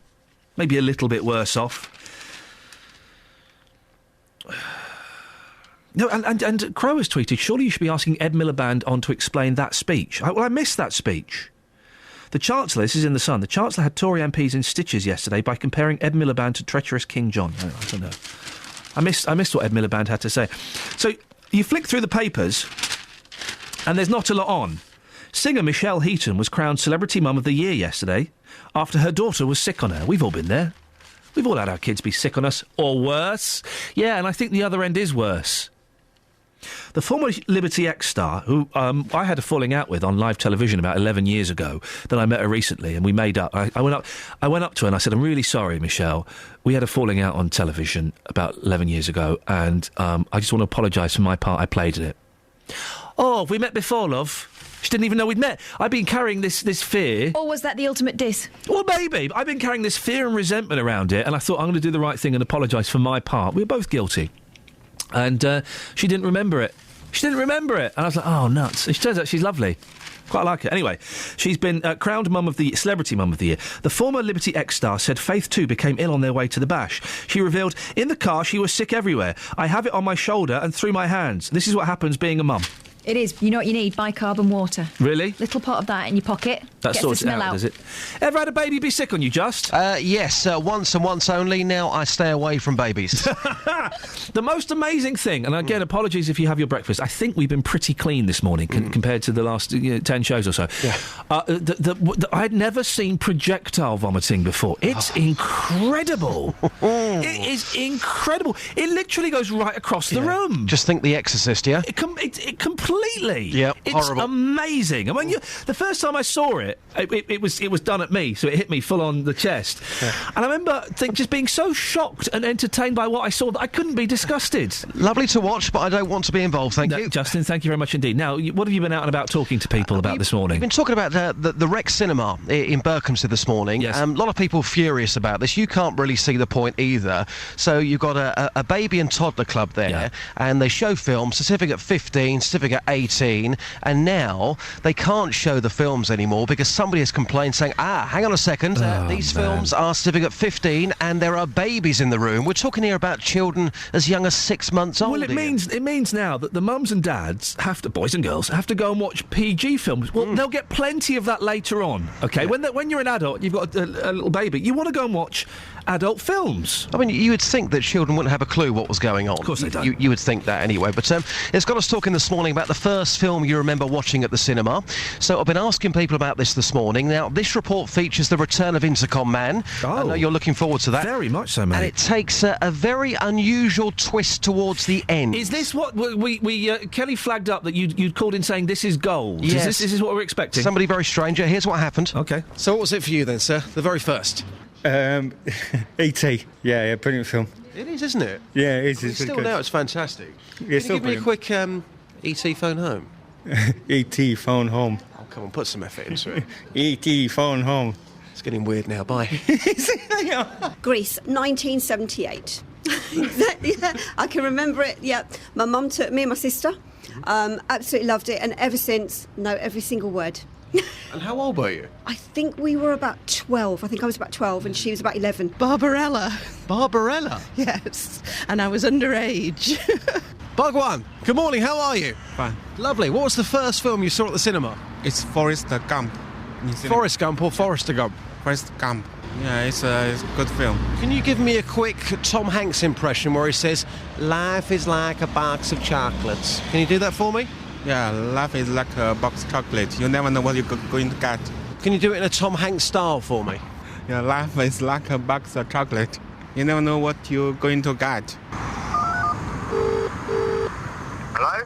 Is that Intercom Man? It is, yeah. How are you, Intercom Man? You well? Sorry, mate, I ain't got time. It's a 10-second one. Ian Lee wants to know, what was the first film you remember watching at the cinema? Swordfish. Yeah, Swordfish. What on earth is Swordfish? A load of rubbish, mate. I wish I never went, but I took a girl there. Great. Intercom, mate, I know you're busy. I'll let you go. All right, thank you. Take care. It was probably something like Bambi. Bambi? Yeah. You look like the sort of Bambi guy as well. Oh, thank you.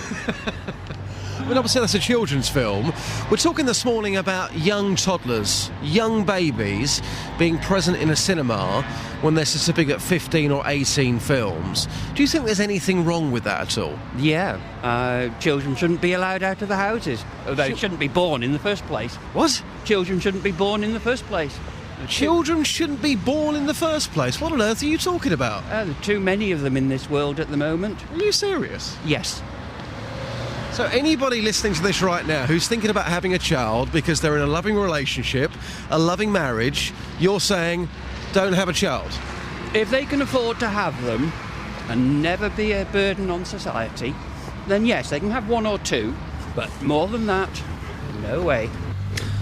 Gosh. Told you, unusual twist. Well, that was gold. Yeah. The thing is, I don't get people who argue against the birth of children because, hey, guess what, man? You were a child once. Exactly. Deal with it. Yeah. I mean, obviously he's making a point there saying if you can't afford them, don't go and have 10 children if you can't afford them. That's different, but 1 or 2's fine by him. That's fine by him. Justin, excellent stuff. You never fail to surprise me. Thank you very much indeed. Lily's in Dunstable. Good morning, Lily. Good morning. Lily, what was the first film you saw in the cinema? It was Flash Gordon. Oh, really? Yeah, it was lovely. Gordon's alive! And, there's King Ming. Ting Ming? It was very... Ting Ming? Yeah. Well, wasn't he called the Emperor Ping? Pardon? The Emperor Ping. Yeah, Emperor Ming, that's right. That's it, Ting Ping. Wow, that's a... Hang on a second. The Flash Gordon was what, 1978? Yeah. How old are you? I'll be 90 in a week's time. So hang on a second. You was something like, what, 45? No, even older, 50, but for the first time you went to the pictures. My grandmother used to keep me off school to take her to the pictures. And we used to watch all those... Oh, the old Flash Gordon, like from the olden days. Oh, yeah. Oh, I do apologise. Yeah. I thought you meant Brian Blessed. Lily, I'll let you go because I know you've got an egg on. Yeah, I've got an egg on. Go, isn't it? Go. Is it a nice... You having a boiled egg? Well, yeah, I don't mind it being hard-boiled. Yeah. Do you have little soldiers?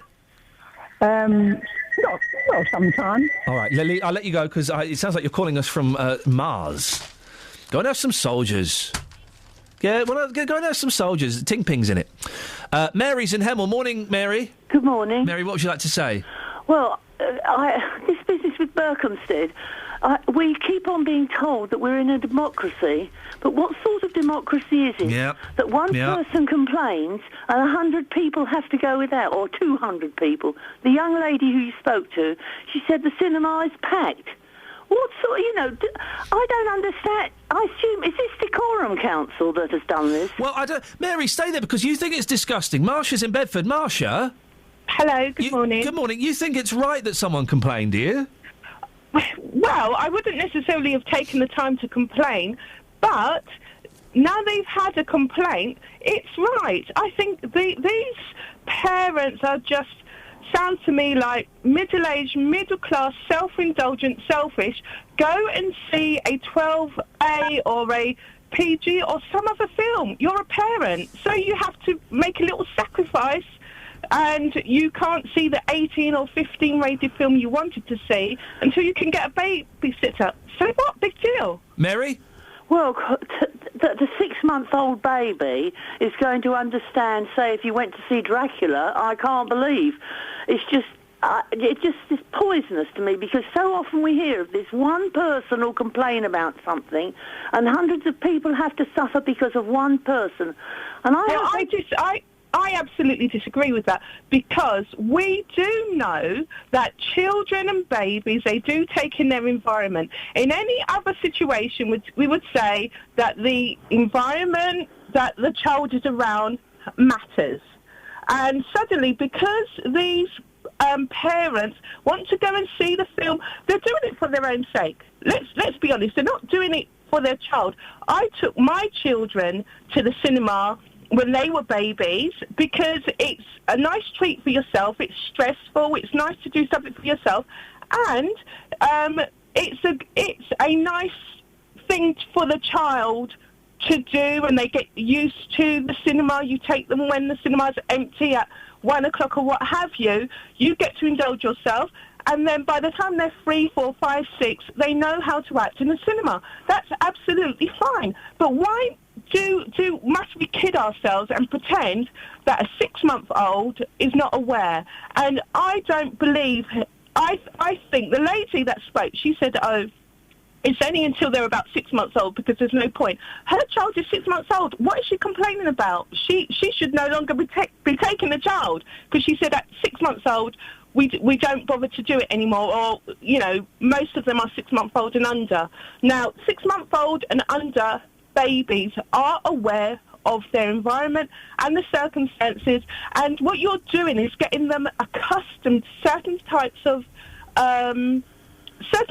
images, and it's all subliminal, it's all subconscious, yes, and it's not the worst thing in the world to do, but the cinema does have an obligation, and now that the complaint has been raised, they need to do that. And these Mary, do you want to come back? Do you want to find something else to complain about? Mary, do you want to come back? Yes, I'd like to know how old her children were when she first took them to the cinema.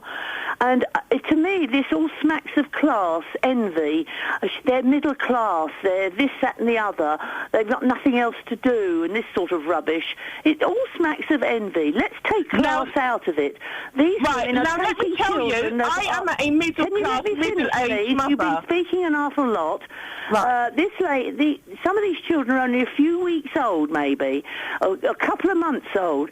They are taking them to see films that are grown-up films. They're not going to see monsters or anything like that.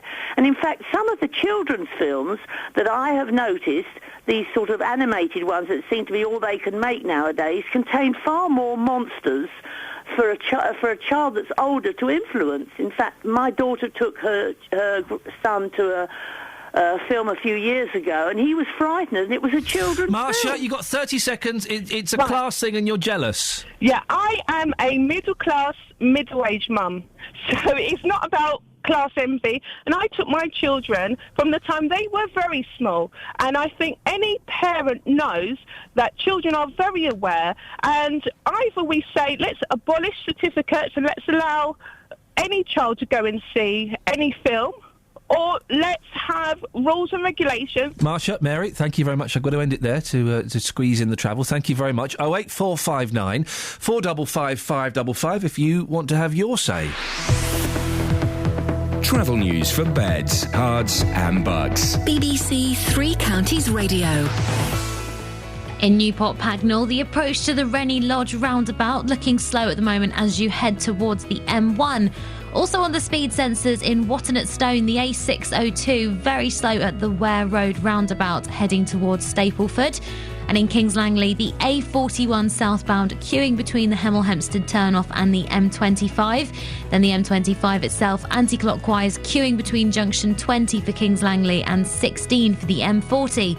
On public transport, Virgin Trains and London Midlands have services via Milton Keynes with possible delays of up to 45 minutes. I'm Alice Glossop, BBC Three Counties Radio. Thank you, Alice. 8:46. It's Thursday, the 20th of March. I'm Iain Lee. These are your headlines on BBC Three Counties Radio. Australia is investigating 2 objects seen on satellite images that it says could be linked to the missing Malaysia Airlines plane. Search aircraft from Australia, the US and New Zealand are now on their way to the scene in the southern Indian Ocean. Tory party chairman and Welwyn Hatfield MP Grant Shapps is under fire for a post-budget advert which is being called patronising. The ad highlights cuts in in duty on beer and bingo, and says the party's helping hard-working people do more of the things they enjoy. More on that with JVS after 9. And in sport, Manchester United are through to the last 8 of the Champions League after a Robin van Persie hat-trick gave them a 3-0 win over Olympiacos. Let's get the weather now. Here's Elizabeth. Beds, Hearts and Bucks weather. BBC Three Counties Radio. Hello, a very good morning to you. It's going to be the last day of the mild weather today. Things are going to turn a lot cooler by the time we get to Friday and the weekend. But for today, well, it's not a bad looking day actually. Lots of spells of sunshine, particularly towards eastern areas of Hertfordshire. Elsewhere, we do have quite a lot of cloud, but the cloud will thin and break through the course of the morning. So, it's looking quite nice. A fairly brisk southwesterly wind. Top temperatures of up to 12 or 13 degrees, 55 in Fahrenheit. Into this afternoon, it will turn cloudy from the northwest, and eventually we're going to get a band of really quite heavy rain at times, just spread down from the northwest. So wet and windy just for a time tonight through the evening rush hour probably. That band of rain clearing through the early hours of tomorrow morning to leave us with a dry start to the day tomorrow, but a rather chilly one, 4 or 5 degrees Celsius. And then tomorrow, temperatures by day not rising much past 8 degrees. We've lost a good few degrees by day, and we'll possibly see some frosty nights. The weekend, yes, some sunny spells, but cooler with some showers at times. That's the forecast. Every weekday morning. The shop didn't want to give me them back, so I went to the shop, paid them a fee to get my cylinders back. The JVS show fights for your rights and tackles your consumer problems. I went to speak to this company and I asked them what had happened. It took me absolutely ages to get through to anyone. If you need our help, email jvsshow@bbc.co.uk. After our last discussion about my cylinders, the governing body showed up at my house on the following day. And we could do the same for you. Thanks, Denise, and for the company for getting her cooker back up and running. Here's your horn. The JVS show, weekday mornings from 9 on BBC Three Counties Radio. Across beds, hearts and bucks. This is Iain Lee. BBC Three Counties Radio. Richard's in Bedford. Morning, Richard. Good morning. Richard, what would you like to say? Well, just listening about the babies in the cinema. Oh, yeah. Well, I'm sure that baby must have been causing disturbance crying, and that's why that person's complained. No. It's a parent and baby event, so babies are allowed to make noise and disturb the cinema. Oh, well, no, I wasn't aware of that. It's not just a general screening. It's an event where parents and babies go, and one of the reasons is that if they start to make a noise, that's kind of fine and almost expected. Oh, well, I accept that. I mean, that person's been a killjoy then. They have, haven't they? It seems a little mean-spirited, and I know what it's like. I mean, as a parent of very, very young children, that you kind of... You can feel very isolated, and it can be difficult to socialise and to go out and do things. And so a couple of hours in the pictures... Well, if that event is put up for them, and that's that situation, well then, fine. There's nothing wrong with that. Richard, do you remember what the first film was that you saw at the pictures? I don't know. I know from the age of about 6 years old, my parents used to take me to the London theatres. Oh, what kind of stuff were you seeing at the London theatres? Well, I have to ask. My mother's still alive, thank God, but I'll have to go into that. But I have to think about that. I'll think about that, and I'll let you know. Richard, have a little think and get back in touch. Speak to your mum. Always good to have a chat with mum and find out what was going on. Mums can remember the weirdest... My mum don't remember much, but if you ask her a specific detail about what I was doing when I was 5... Oh, yeah, you were wearing that blue top, and I remember because you'd cut your leg... What? How do you know all of this stuff? Mum, what did you do yesterday? I don't know. What was I doing 3 weeks after my 7th birthday? Oh, yeah, I know, I remember, because we bought you that body warmer, and she can just remember the weirdest things. You know why? Go on. She adores you. It's my mum's job. Oh, sorry. My mum wrote Kelly. Hello. Yes. Hi there, it's Kelly. This is the voice of Kelly Betts you're hearing now. Hi, this for is our my new voice. listeners. Hello. The other lady was Catherine Boyle. That's me. There we go. Kelly's got the kind of soft, sensitive, childlike voice, and Catherine's is quite butch. Kelly. My mum had a little book that she wrote on me and my brother with every single detail. Wowzers. So when we first grew our tooth, what day that was that she first saw it coming through. What day was that? I don't know, she knows. She's kept tiny little, like a scrapbook, but all through our little Little Lives. She's made it up. She's made it up. People bought me those books when I had my children, right? Yeah. And you look at them and you feel terribly guilty that you've not filled them in because Your first lock of hair. Experiencing Your it. first tooth. So what I'm planning to do is go back through it and Your just make first some stuff stool. up. Yeah, I got a few of those books where you're supposed to put in these and I just thought, that's such a sweet thing. Yeah, and no, then it's homework. 3 years later, I never got around to doing that. She never, but she made the book herself. It wasn't So one what? that somebody bought her. So Just what? saying. I mean, I don't get what your point is. I thought I was just joining in the conversation. Well, dominating it a little bit too much, I Oh, think. sorry, guys. That's all right, so just... Carry on as you were. Thank you, Kelly. You're welcome. Yeah, I know. That was awkward, wasn't it? You're going to sneeze again? Look at the light, look at the light. Oh, it's gone. No, that's supposed to make you sneeze more. Well, it doesn't on me. Gone. Peter's in Wolverton. Morning, Peter. Good morning, Ian. Please be with you, brother. Yeah, that's exactly what I need today, Peter. What have you got for me? Well, two things. Cast your mind back to 6 o'clock this morning. What happened to Strawberry Fields? You pressed the wrong button. Oh, no, it wasn't Strawberry Fields. What was it? It was Ticket to Ride, I think. Ah. Well, I was looking forward to a bit of Beatles, but never mind. I know, and I kept pulling it down in the running order, and then I forgot to play it, I'm afraid, sorry. Not to worry. Yes, the babies in cinemas, etc. Yes. What is preventing mothers, fathers, with young children sitting down at home looking at the most horrific things that are depicted on the television, or if they have a DVD, etc., etc., etc. What is wrong with them going to a place where it's nicely controlled, where they are with like-minded people who understand all the problems about young persons and their parents, and enjoying the film? Who are these killjoy people that should be put away somewhere? Well, we've had one mum called in supporting the decision, saying that it was right that someone should complain, and it was inappropriate for parents to take babies up to about 6-7 months old to see 15 and 18 films. That they wouldn't know what on earth's going on, would they? As long as they're with mum or dad, they're happy, etc. Mum and dad can enjoy the film with like-minded people. Well, I agree, but I guess there isn't a question as to when do children become sentient? When do they start, maybe not necessarily remembering events, but certainly taking images in? Probably at about 18 months. No, Peter, before that. Before that? Oh, I would say, definitely. I would say... Again, we're plucking figures out of the air. Before a year, definitely before a year. Well, my earliest memory is when I was 18 months old. So what is it? What's your earliest memory? I was in a pushchair being rolled down a hill by my mother. She let go of the handle and I was petrified, screaming and hollering. She thought I was having fun. Now, here you go. Do you actually remember that? I do. Or have you made up that memory because you've been told that story so many times? No, because there are things that I think I remember, but I'm not sure if I do remember them, that I've just been told it, and so it's kind of a picture's lodged in my head. I actually confronted my mother about this image that I had. It was a blue pushchair, I remember, on a nice summer's day. Then she says, you shouldn't have remembered that. Oh, blimey. You was being a beast. My first memory is really boring. It's of me crouching behind a coffee table. I remember the coffee table. I can feel it now. Crouching behind a coffee table, looking at my mum, thinking, I am 3. What a boring thought. What a boring thing to remember. Not necessarily. It proves you could count at a very young age. There you go, Peter. What was the first film you saw at the pictures as a kid, Peter? Tom Mix. What? Tom Mix. It was a silent black and white film, horses and cowboys and lots of smoke from guns, etc. But I couldn't read the writing because I was only about 2 or 3 at the time. Beautiful. Peter, thank you very much indeed.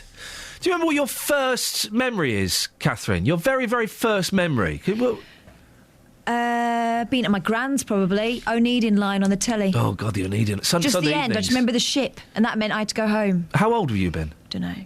3, 4... Bets? You got any memories at all? I remember putting money in my nappy, but I can't remember the age. That could have been up to the age of about 15. Yeah. You know, there was a problem. True. Good hiding place. Yeah, very good hiding place. I thought that's what people did, but... Well, some people do. Pockets. Some people do. It just shows, maybe... Well, let's not even bother to go there for fear of libelling anybody and also being prosecuted by the authorities for obscenities. Oh. Yeah? OK. Good. 08459 455 555. There's 3 minutes if you want to call me. You can also start calling JVS, who's talking about this Grant Shapps tweet We tweeted Mr. Shapps to come on. He didn't want to come on this morning. That's disappointing. We've been calling him to. Have we called him? Yeah, to no He didn't avail. fancy coming on. Now, let me just explain what this is. You may find this patronising. You may think it's just a little bit of harmless fun. You may think it's being completely out of touch. What page was it? 12 and 13. Oh, the Daily Mail. Mail. Looking in the Express. Towards the bottom. Thank you. All right. Tory advert patronises the working class. And it's an advert that says bingo in bingo balls. Cutting the bingo tax and beer duty to help hard-working people do more of the things they enjoy. Then there's the union flag and it says Conservatives. Feels a little bit patronising to me. I don't think we'll get too many people on JVS's show who will phone up and go, actually, no, I think it's a good idea. I think it's nice. It's a nice, positive image. Feels a little bit patronising. If you want to have your say with it, you can start calling JVS now. 08459 455 555 is the telephone number if you want to give us a call. Or you can start emailing jvsshow@bbc.co.uk. That was it a text or an email we had towards the beginning of this show? I don't know. That summed it up best. And it was a tweet. It was a tweet that you got, wasn't it? Yeah. Saying that people aren't interested in beer and bingo. It's more about food and warmth. Food and warmth. That's kind of what people want. How selfish of them. Todd from Stevenage says his 6-month-old was watching the ridiculous programme Jeremy Kyle. Oh, yeah. I could see that he was upset by the intense arguments. They need to be protected from this kind of... I wouldn't let my kids watch that rubbish. I used to like that programme until I realised it was the worst aspect of British culture, and it was actually embarrassing our nation, and it was probably making things worse by allowing that filth on the air. Well, it makes us judge other people and it hardens us to people's pain, I think, that programme.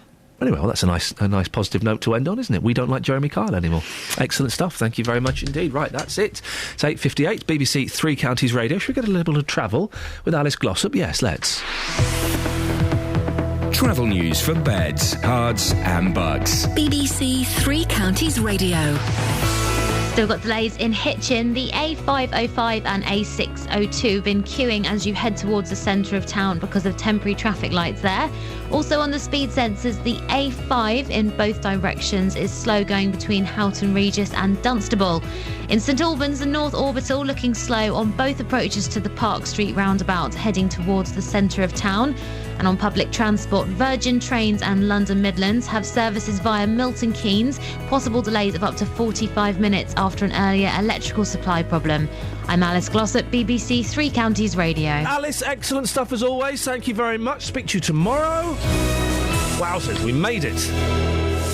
That's it, that's your lot. Don't forget, you can go and download a podcast of the show either at iTunes or at the BBC Three Counties website. JVS is up next. It should be a corking one today. Until tomorrow at 6 from me. Ta-ta. Local and vocal across beds, hearts and bucks. This is BBC Three Counties Radio. Thank you, Iain. Good morning. Welcome to the JVS show. I'm Jonathan Vernon-Smith. It's Thursday. It's 9 o'clock, and on today's big phone-in, are you offended by Grant Shapps' tweet? The Conservative Party chairman, Grant Shapps, has sparked a political row